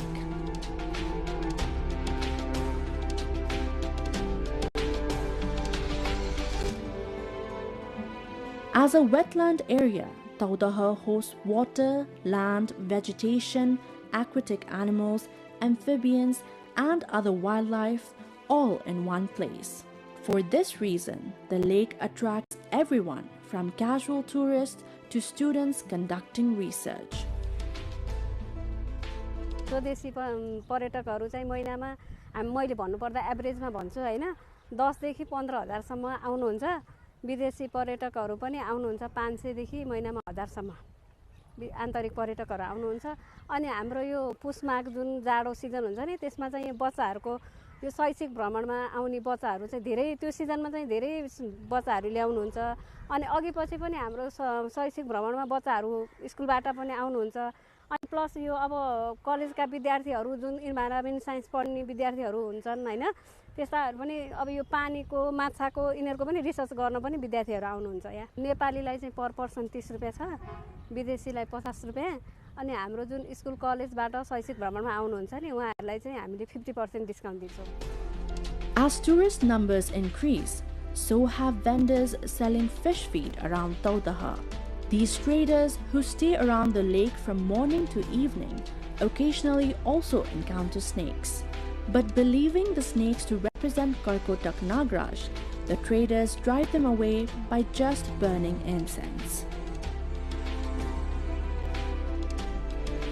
बिहान 10 बजेतिर आउँछु अनि 5 बजेसम्म बस्छु अब कहिले 10 kilo निस्किदिन्छ कहिले 5 kilo कहिले अब यस्तै 1-2 किलो मात्रै जान्छ म बसेको चाहिँ भयो 14 वर्ष भयो अब पहिला भनेको व्यापार त्यति हुन्थेन अब अहिले भनेको जस बिहान बेलुका खानालाई चाहिँ पुग्छ दिनको कहिले 1012 नि हुन्छ कहिले 2025 नि हुन्छ कहिले 1-2 हुन्छ कहिले 20 रुपैयाँ मात्रै नि हुन्छ त्यो चाहिँ हुँदैन जस सँगाली राख्दाखेरि महिनामा 8-10 हजार चाहिँ हुन्छ परारको साल कताबाट सर्व आए देखिन मैले हैन पछि चाहिँ मेरो डडालामा आइपुग्या त्यो सर्व अनि म डडै मैले आँखा चिम्ली अनि सुल्ल आफै सर्व चाहिँ उता तलतिर गयो पहरीतिरै.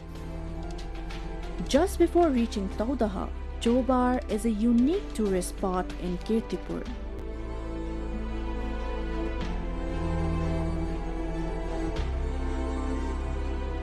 Manjushri Park here is one of the popular picnic destinations. The cave, Chobar Gorge, Suspension Bridge, Jalvinayak Temple and Adinath Lokeshwar Temple are all must-visit sites.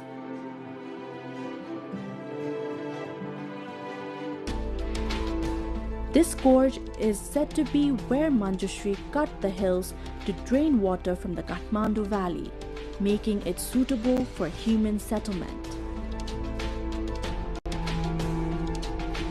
Therefore, this place holds historical and mythological significance. Jalvinayak Temple is located along the Bagmati River. Among Kathmandu Valley's 4 main Ganesh temples, Surya Vinayak, Chandra Vinayak and Ashok Vinayak, Jalvinayak is one of them. It is built in traditional pagoda style.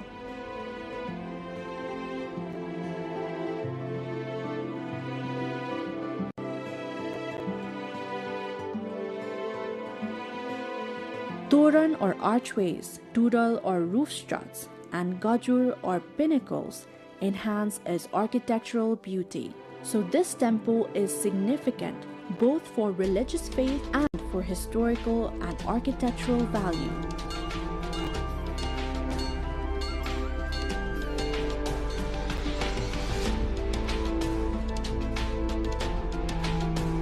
Spread over 14.76 square kilometers, Kirtipur has many places to explore,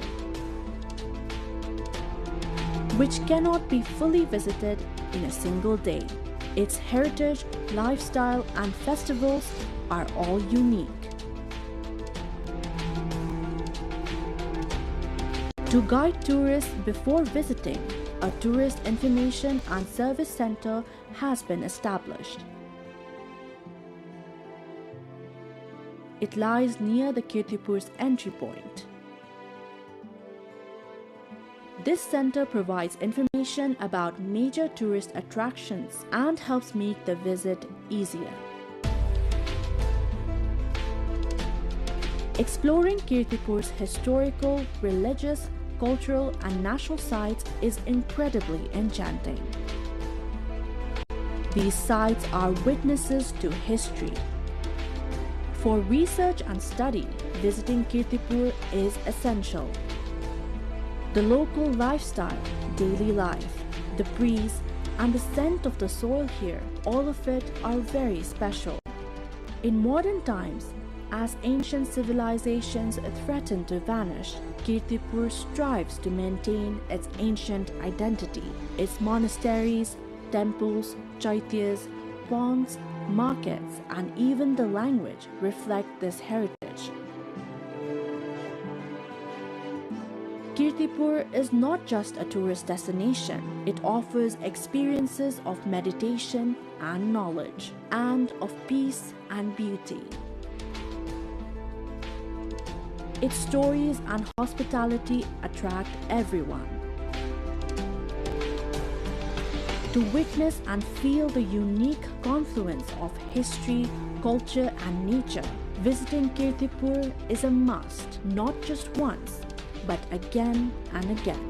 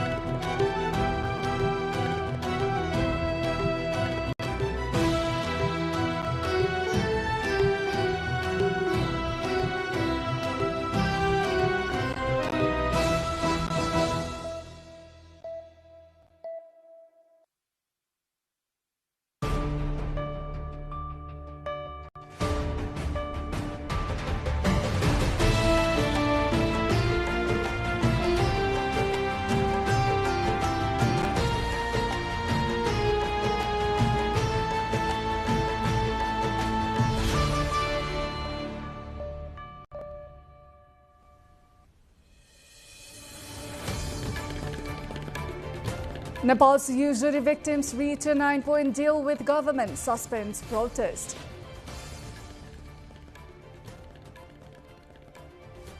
Special court releases UML leader Vishnu Paudel in money laundering case, allowed to remain free. New fiscal year begins in Nepal. Budget and revised tax measures take effect. Nepal completes smart license printing, aims to clear years-long backlog. US intensifies strikes in Iran. Tehran hits Gulf allies with missiles. And Nepal falls short against UAE in Under-19 Women's Premier Cup. Super Over decides semi-final.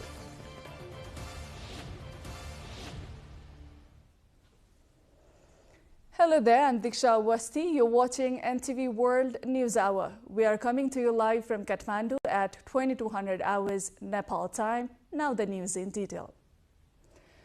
Loan shark victims in Nepal have suspended their nationwide protest after signing a 9-point agreement with the government aimed at tackling predatory lending, which refers to illegally high-interest loans often enforced through coercion.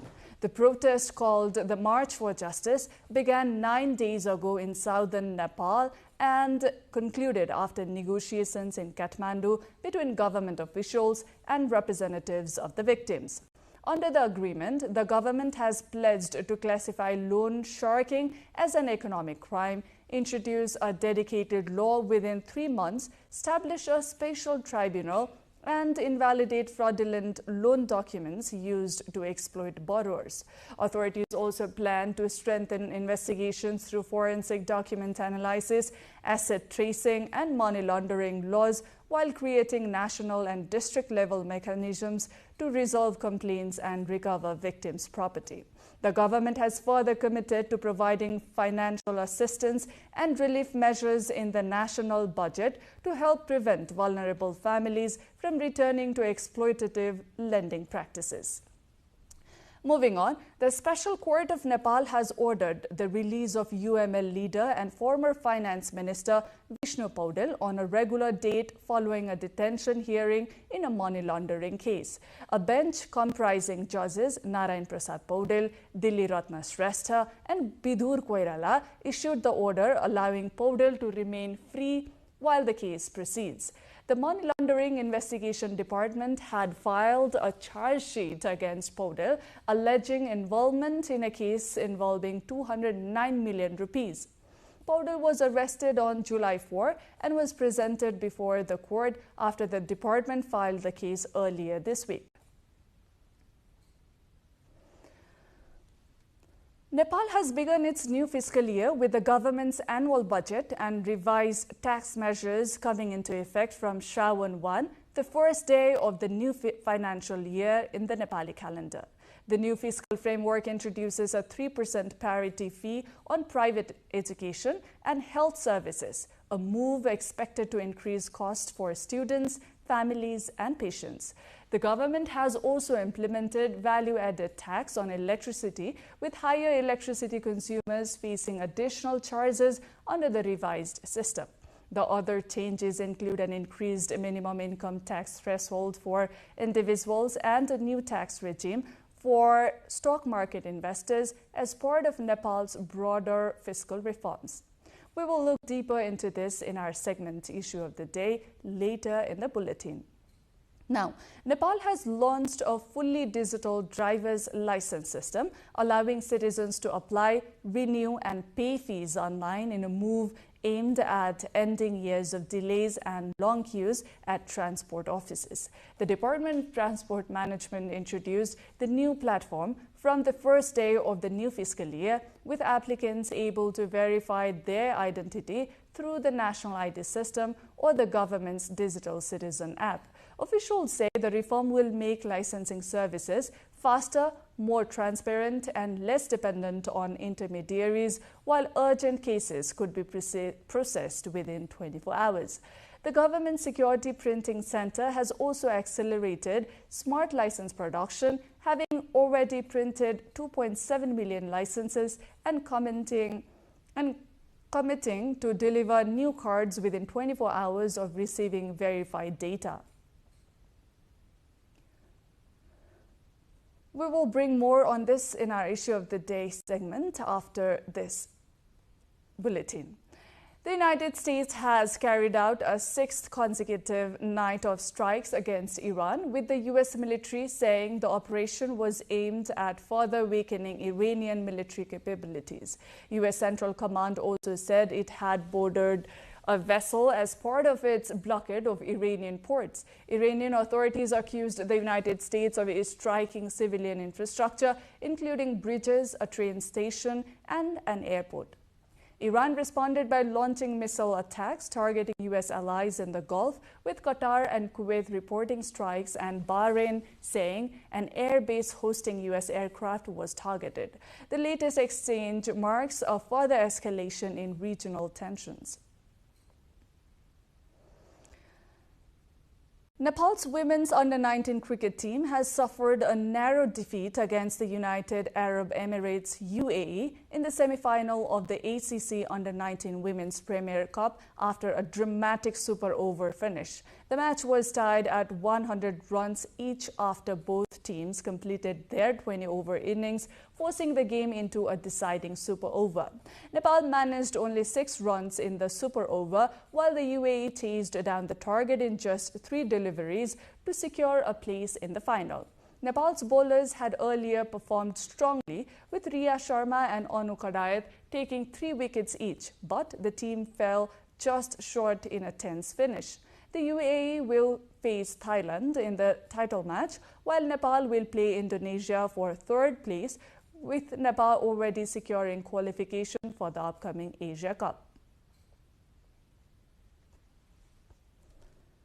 Coming up, on issue of the day, Nepal begins the new fiscal year with new taxes and budget reforms. We examine the Sudur Paschim budget deadlock, hear public reaction, unpack the government's clarification on private health and education fees, and explore why capital spending has fallen to a 5-year low. Stay with us.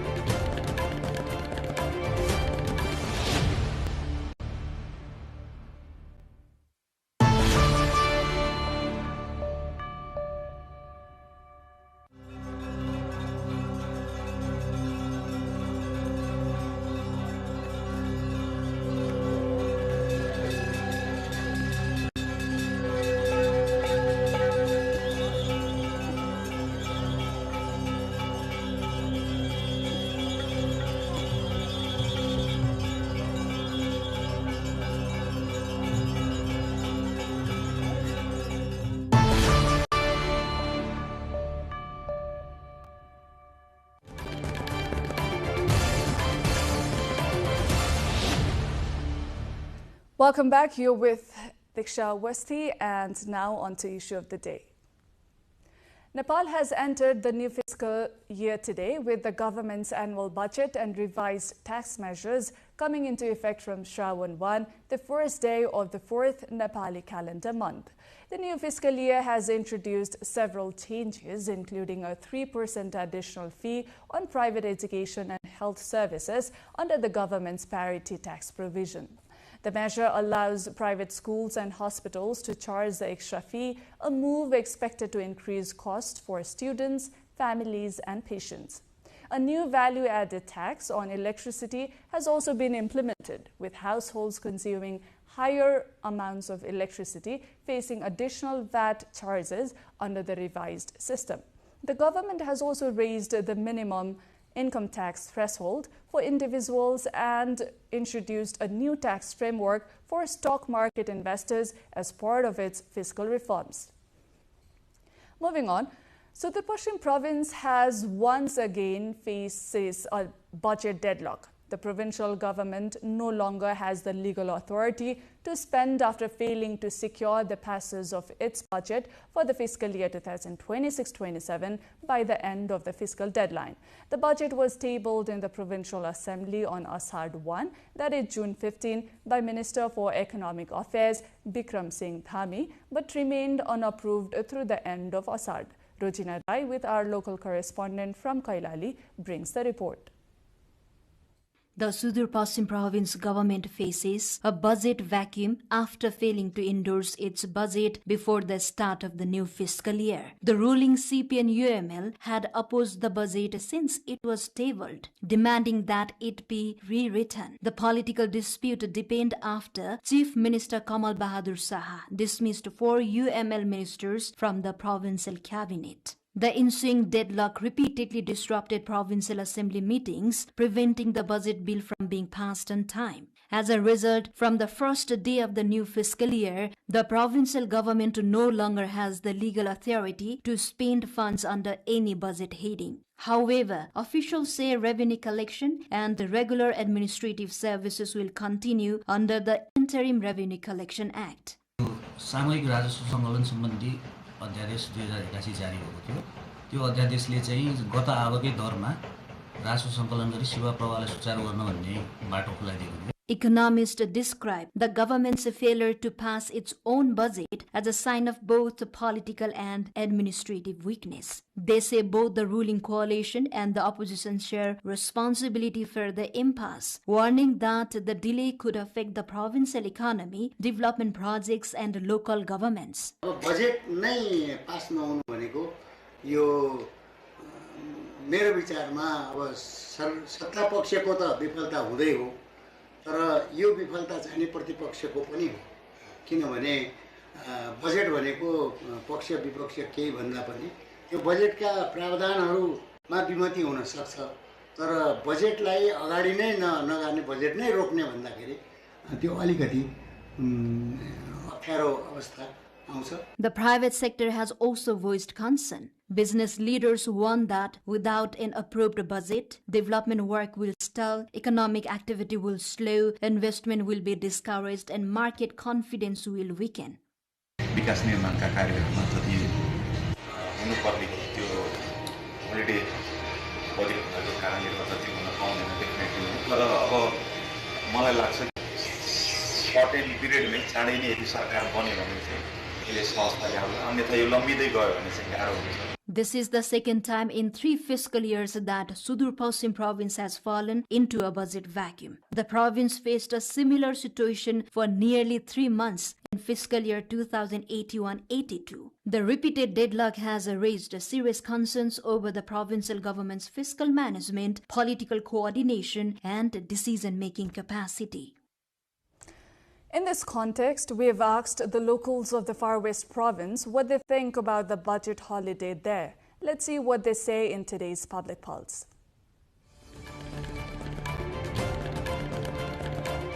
नयाँ सरकार गठन गरी budget pass गरी चाहिँ चलायमान बनाउनु पर्छ। अब त्यो सरकारले चाहिँ बजेटै पास गर्न सक्दैन भने त्यो चलायमानको अवस्था रहँदैन। त्यसले गर्दा विभिन्न विकासका कार्यक्रमहरुमा अवरोध सिर्जना हुन्छ। खाली पद मात्रै ओगट्ने हो भने त्यसको तात्पर्यता के? सरकारले जहिले मात्रै यो कुर्सीको लागि मात्रै अगाडि जाने हुन् कि आफै मात्रै खान खोज्ने हुन् कि जनताको लागि विकास गर्ने हुन् कि आफ्नै आसपासलाई मात्रै पाल्ने हुन् कि अनि रोजगारी कहिले सिर्जना गर्ने? यस्तै हो भने नेपालको सुदूरपश्चिम जहिले नि पछाडी छ अरु प्रदेश भन्दा र कर्मचारीको तलबदेखि लिएर सबै कुराहरू किन यस्तो गरिरहेको छ? विभिन्न खालका विकास निर्माणका गतिविधि हुने बेलामा यो पटक हुने नेताहरूका आफ्ना स्वार्थका कारणले गर्दा बजेट फेल हुनु अत्यन्त दुःखद कुरा हो। यसलाई तत्काल समाधान हुने गरी बजेटलाई फेरि बजेट निर्माण गरेर हुन्छ, त्यसलाई पुनर्लेखन गरेर हुन्छ, त्यसलाई बजेट सरकार परिवर्तन गरेर भए पनि सुदूरपश्चिमको विकास निर्माण रोकिनको लागि यहाँको विभिन्न क्षेत्रलाई अवरोध नहुने गरी यो बजेटलाई तत्काल ल्याउनको लागि अनुरोध गर्नु। असार 1 गते राति 12 बजे जिद्दीका हिसाबले चाहिँ बजेट आउँछ र असार 32 गते त्यो बजेट पारित नभइकन प्रदेश सरकारको बजेट फेल हुन्छ। त्यो के देखाउँछ अहिले भने हामी फेलियर छौँ, हामी राजनीतिमा निपुण छैनौँ। बजेटको यो कुराले यसले चाहिँ हाम्रो जो डेमोक्रेटिकको जो नर्म्स छन्, डेमोक्रेटिक नर्म्सहरू होइन, हाम्रो जो शासनका कुराहरू हुन्, एउटा गणतन्त्रप्रति वितृष्णा होइन, पक्कै पनि राम्रो असर चाहिँ गर्दैन। Meanwhile, Nepal government has clarified that patients will not have to bear the cost of the newly introduced 3% tax on private health services, despite the measure taking effect from the Friday under the new fiscal year budget. The Ministry of Health and Food Hygiene said private hospitals, nursing homes and clinics cannot increase service charges by passing the tax burden directly into patients. Health institutions have been instructed to continue providing services at existing rates, with authorities warning of legal action against facilities that violate the directive. A similar 3% parity fee has also been introduced for private education services to support investment in education and health infrastructure, raising concerns among parents about higher costs.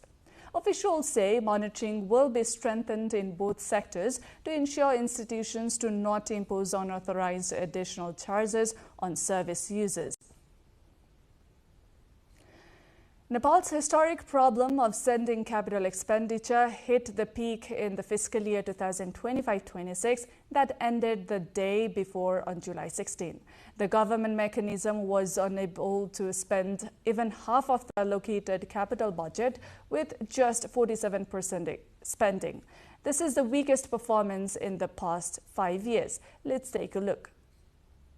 Nepal spent 190 billion rupees in the 12 months of the last fiscal year out of the allocated 478.8 billion for capital expenditure. This is the first time in 5 years that capital spending has dropped below 50%. Historically, Nepal's average annual capital expenditure has hovered around 60% over the past 2 decades. Economists urge that the government's tendency to allocate large capital budgets without proper project selection or preparation coupled with weak implementation capacity has led to this shortfall. In the previous fiscal year, capital expenditure had reached 63.2%. Past challenges such as complicated procurement processes, delayed in contract management, slow decision-making and poor coordination among government agencies have also contributed to low spending. पहिलो कुरो यो आयोजना प्राथमिकीकरण गर्नुपर्छ। सरकारले सम्हाल्न सक्ने संख्याभन्दा धेरै छ।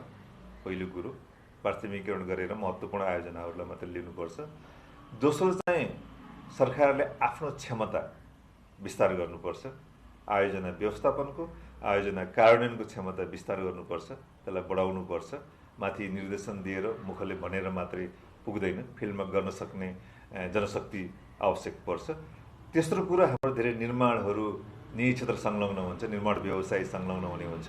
उहाँहरूको क्षमता, उहाँहरूको कार्यशैली पनि विस्तार गर्नुपर्ने, विकास गर्नुपर्ने हुन्छ। The government, however, maintains the external factors such as the COVID-19 pandemic, political instability, especially the Gen Z movement, and ongoing wars in various countries have disrupted development works. हामी केही सुधारहरू पनि लिएका छौँ। ती सुधारले गर्दा पुँजीगत खर्च अलि बढी यसको जुन ग्राफ हो त्यो माथि बढ्छ भन्ने हामी विश्वस्त छौँ। एउटा अब हुन त हामीले अब यो बजेटै हामी जेठ 15 मा लिएर आउँछौँ भनेको 1.5 महिना उसले अरू प्रिपरेटरी काम गर्न सक्छ भन्ने अभिप्रायले हामी त्यो अभ्यास पनि गरिरहेछौँ। र यो वर्ष अब कमसेकम आषाढ साउन 1 गतेदेखि डे 1 देखि नै 8 वर्षको डे 1 देखि नै प्रोक्युरमेन्टका लगायतका कामहरू त्यो बिट गर्ने भन्ने त्यो लाइनमा सबै एजेन्सीहरू परिचालन भएको छ। एउटा अर्को हामीले आर्थिक कार्यविधि तथा वित्तीय उत्तरदायित्व ऐन छ।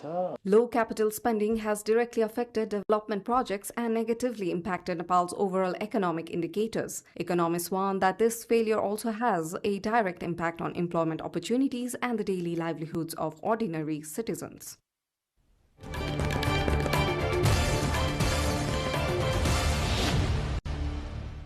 That brings us to the closure of our issue of the day. On to the next segment now. Getting a driver's license in Nepal is going digital.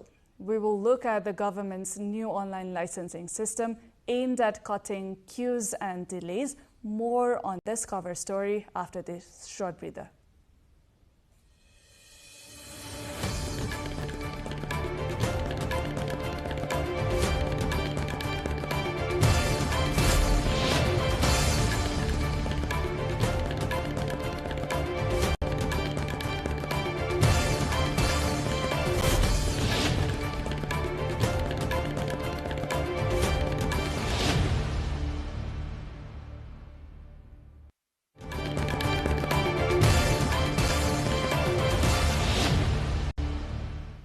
Welcome back. You're watching NTV World News Hour. Now on to cover story. Getting a driver's license in Nepal may no longer mean waiting in long queues or enduring months-long delays. The government has launched a fully online licensing system allowing motorists to apply, renew and pay fees digitally as part of a wider push to modernize public services. Sabina Prajachepang reports with Siksha Bhattrai on Voice. Nepal has launched a fully digital system for driver's licenses, moving the entire process from application to renewal online. The Department of Transport Management introduced the service on the first day of the new fiscal year, replacing a system long criticized for lengthy queues, repeated office visits, and delays. Officials say applicants can now verify their identity using the national ID system or a QR code through the government's digital citizen app. Applications, renewals, and fee payments can all be completed online. The government says the reforms are designed to make public services faster, simpler, and more transparent while reducing opportunities for middlemen. Many applicants have welcomed the new system, saying it could end years of frustration. However, some remain concerned that the internet outages or server failures could disrupt the service. Authorities say applicants who complete all required procedures could receive their electronic driver's license in a much shorter time, with urgent cases processed within 24 hours. Meanwhile, the government security printing center says it will print and deliver new smart driver's licenses to the Transport Department within 24 hours of receiving verified applicant data. The center says it has already printed 2.7 million smart licenses over the past 3 months under its agreement with the Transport Department, and the faster printing timeline is expected to reduce backlogs.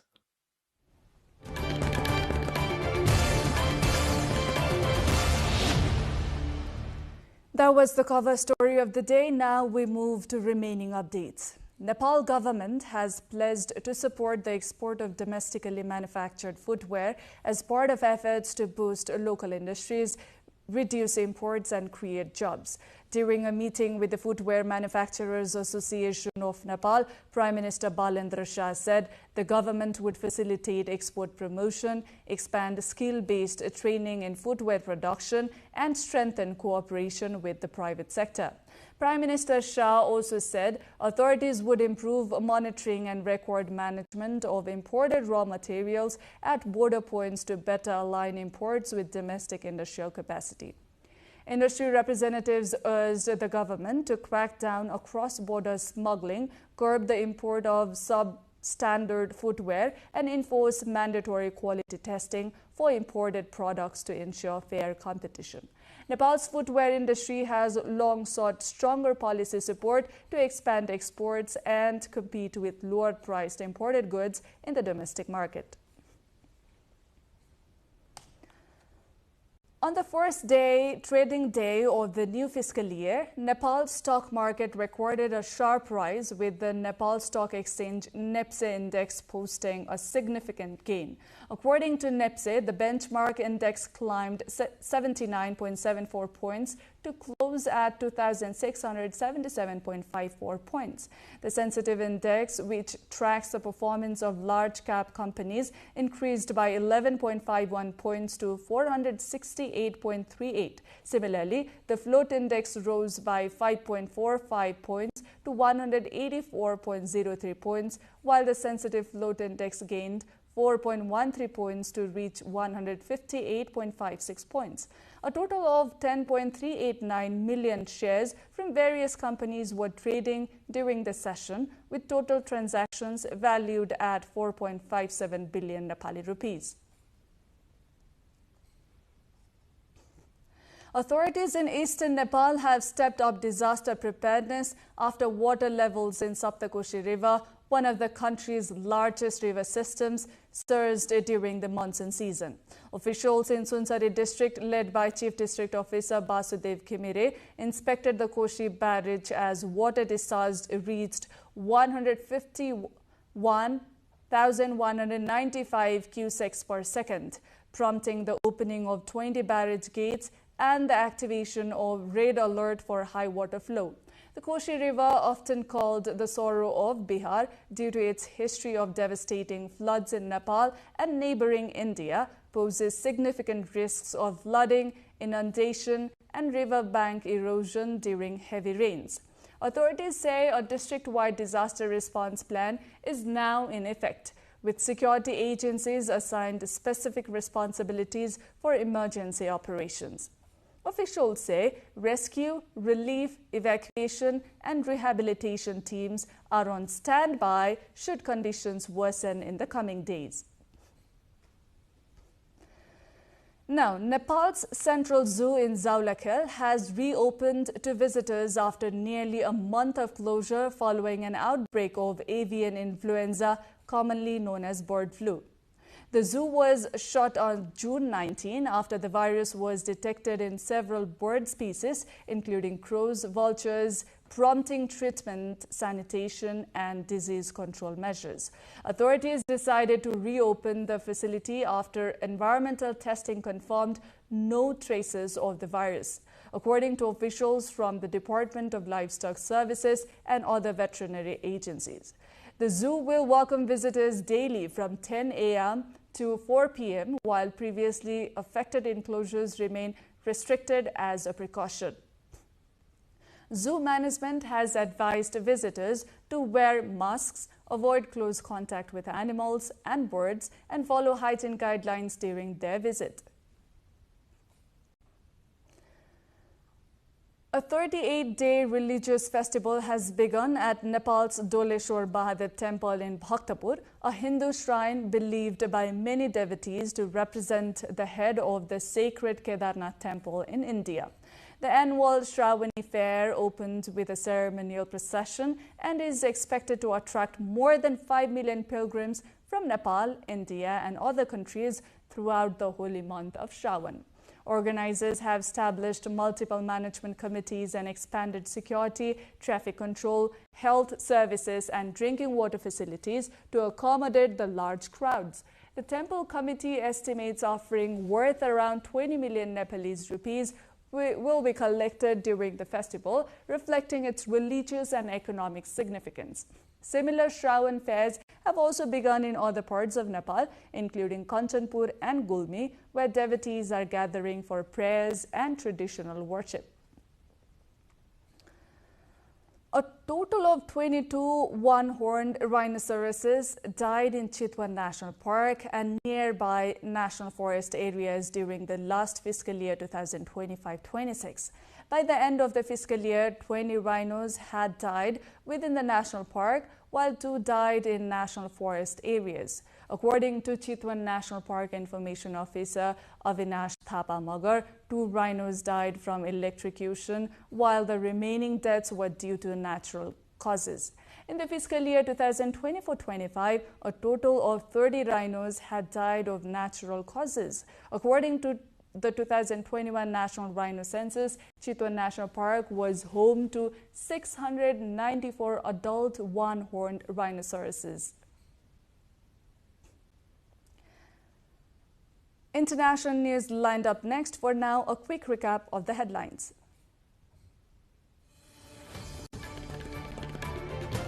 Nepal's usury victims reach a 9-point deal with government, suspends protest.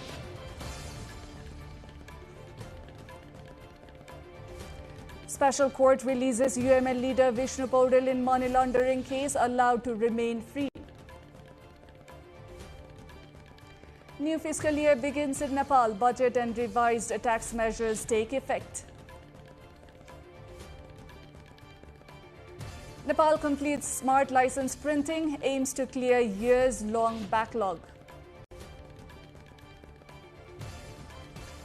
US intensifies strikes in Iran. Tehran hits Gulf allies with missiles. And Nepal falls short against UAE in Under-19 Women's Premier Cup. Super Over decides semi-final.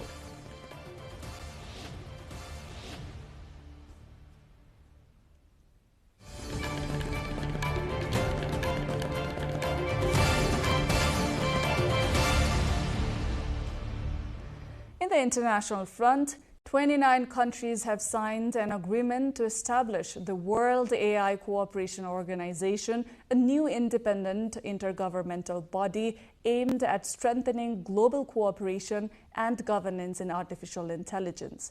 The agreement was signed in Shanghai on the sidelines of the 2026 World Artificial Intelligence Conference and the high-level meeting on global AI governance, with countries including Russia, Pakistan, Indonesia, Brazil, and Cuba joining as founding members, alongside 10 African and 12 Asian nations. Headquartered in Shanghai, the organization will promote international collaboration on AI development and support the creation of global standards for safe, fair, and responsible use of technology in line with the principles of the UN Charter. Speaking at the event, Chinese President Xi Jinping said AI must remain under human control, calling for stronger laws, oversight, and safeguards to prevent misuse, while urging countries not to overextend national security concerns in the field of AI. U.S. President Donald Trump renewed claims of voter fraud and Chinese interference in U.S. elections while calling for tighter voting rules ahead of the upcoming midterm elections. Speaking in a primetime White House address, Trump said the U.S. electoral system remains vulnerable and urged lawmakers to adopt new voting restrictions. According to the DHS review, state voter rolls and public records, they identified approximately 278,000 non-citizens who are registered to vote in federal elections. As one assessment states, we judged that the United States adversaries, including at a minimum Russia, China, Iran, North Korea, as well as non-state groups, have the capability to compromise U.S. election infrastructure. That's unquote, but that's some statement, isn't it, made by supposedly great patriots of our country. China, meanwhile, has rejected U.S. President Donald Trump's claims, calling the allegations fabrications and malicious smears. Moving on, Britain's ruling Labour Party is set to confirm politician Andy Burnham as its new leader on Friday, paving the way for him to become the country's next Prime Minister on Monday. Burnham will replace current Prime Minister Keir Starmer after securing overwhelming backing from Labour lawmakers, with the party holding a commanding majority in Parliament. Burnham has pledged to revive economic growth, decentralize power from London and strengthen public services while ruling out increases to the country's main taxes. Andy Burnham will become the UK's 7th Prime Minister in a decade. Burnham is expected to take office facing major economic challenges, including weak growth, high government borrowing costs, along with rising political pressure over immigration and the broader cost of living. India has launched its first hydrogen-powered train, marking a major step in efforts to modernize its rail network and reduce carbon emissions. The 10-coach train operates on an 89-kilometer route between Jind and Sonipat in the northeastern state of Haryana. It is powered by a 1,200-kilowatt hydrogen fuel cell propulsion system, which officials say is the most powerful ever installed on a train. Hydrogen fuel cells generate electricity by combining hydrogen and oxygen, producing only water and steam as emissions. The launch places India among a small group of countries testing hydrogen-powered rail technology as an alternative to fossil fuels.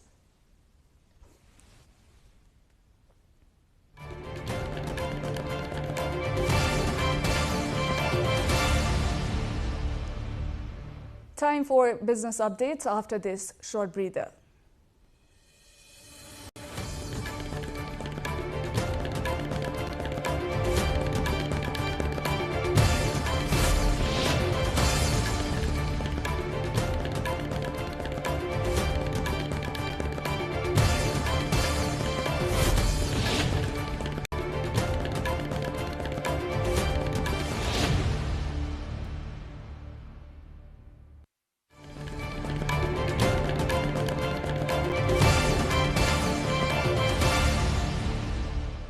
Iraq and Syria are planning to revive a long-abandoned oil pipeline linking northern Iraq to Syria's Mediterranean coast, creating an alternative export route that bypasses the Strait of Hormuz. The 800-kilometer pipeline, built in 1952, has a capacity of 300,000 barrels per day, but has remained out of service for years after being damaged in successive conflicts. U.S. Ambassador and Special Envoy Tom Barrack has held discussions with Iraqi and Syrian officials as well as U.S. companies on restoring the pipeline, according to informed sources. However, extensive repairs to the pipeline's pumping stations and power systems are expected to take 2 to 3 years before operations can resume.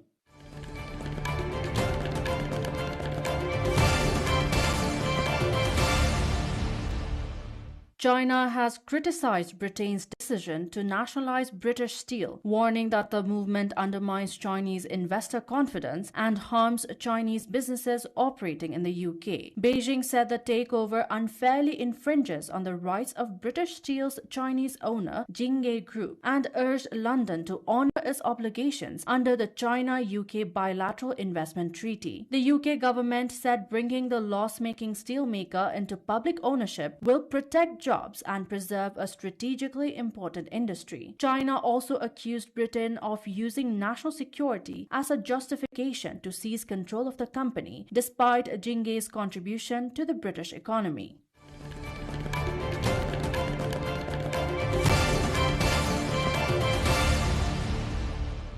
Swiss labor unions are stepping up inspections at construction sites in Geneva to ensure employers comply with new heat protection rules for workers during periods of extreme temperatures. After recent heat waves that caused at least 12,000 excess deaths across 9 European countries in June, Switzerland introduced stricter workplace safety rules. Construction work must now stop after 1 p.m. whenever a heat alert is in effect to protect workers from extreme heat. Similarly, essential workers who must remain on duty are required to follow strict work-rest schedules, with 15 minutes of work followed by 45 minutes of rest. Union officials say companies that fail to comply are reported to government authorities for enforcement.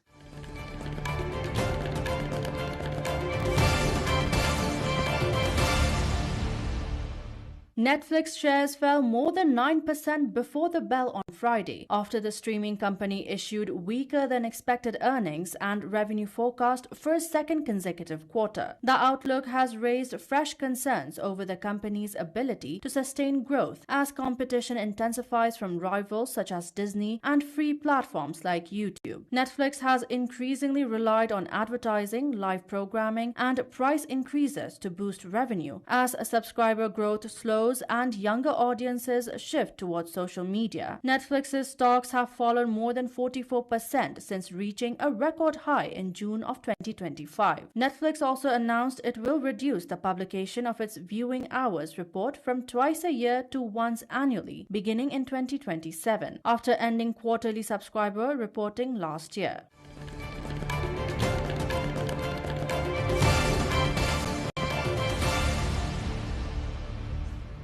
Now on to sports update.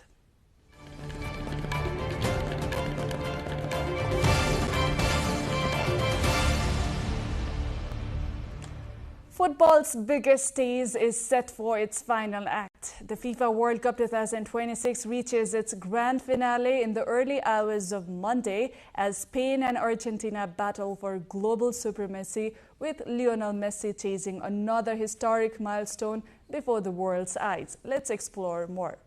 The FIFA World Cup 2026 reaches its grand finale in the early hours of Monday as Spain and Argentina meet for football's ultimate prize at the New York, New Jersey Stadium.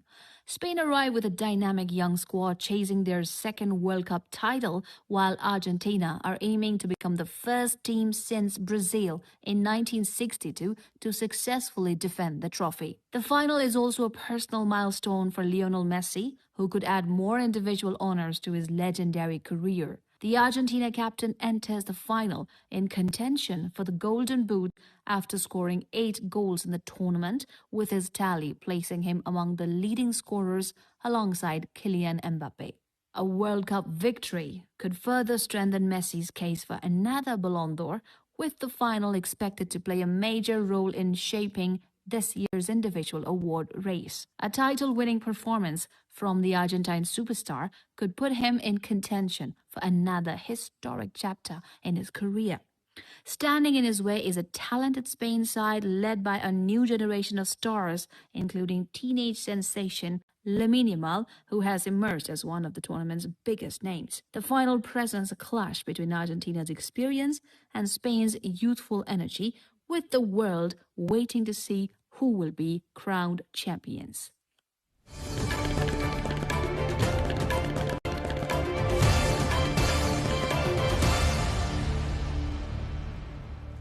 Now the weather updates, first from Nepal and then across the world.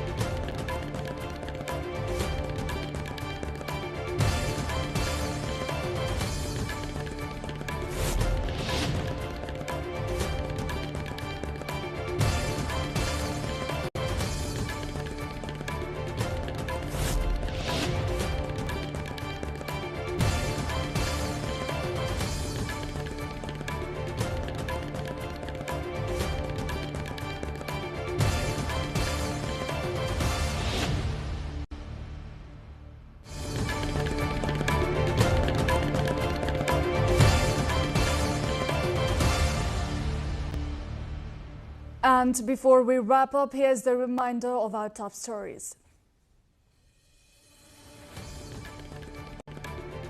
Nepal's usury victims reach a 9-point deal with government suspends protest. Special court releases UML leader Vishnu Paudel in money laundering case, allowed to remain free. New fiscal year begins in Nepal. Budget and revised tax measures take effect.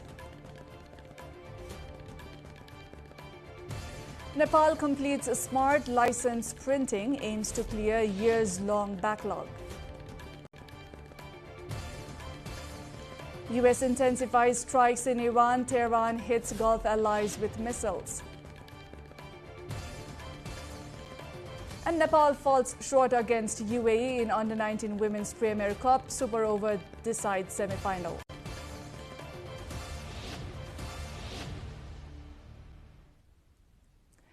That's it for this edition of NTV World News Hour. Do join us through our social sites and get the latest updates from our official website, nepaltelevision.com. I'm Diksha Wasti. Thank you for staying with us. Good night.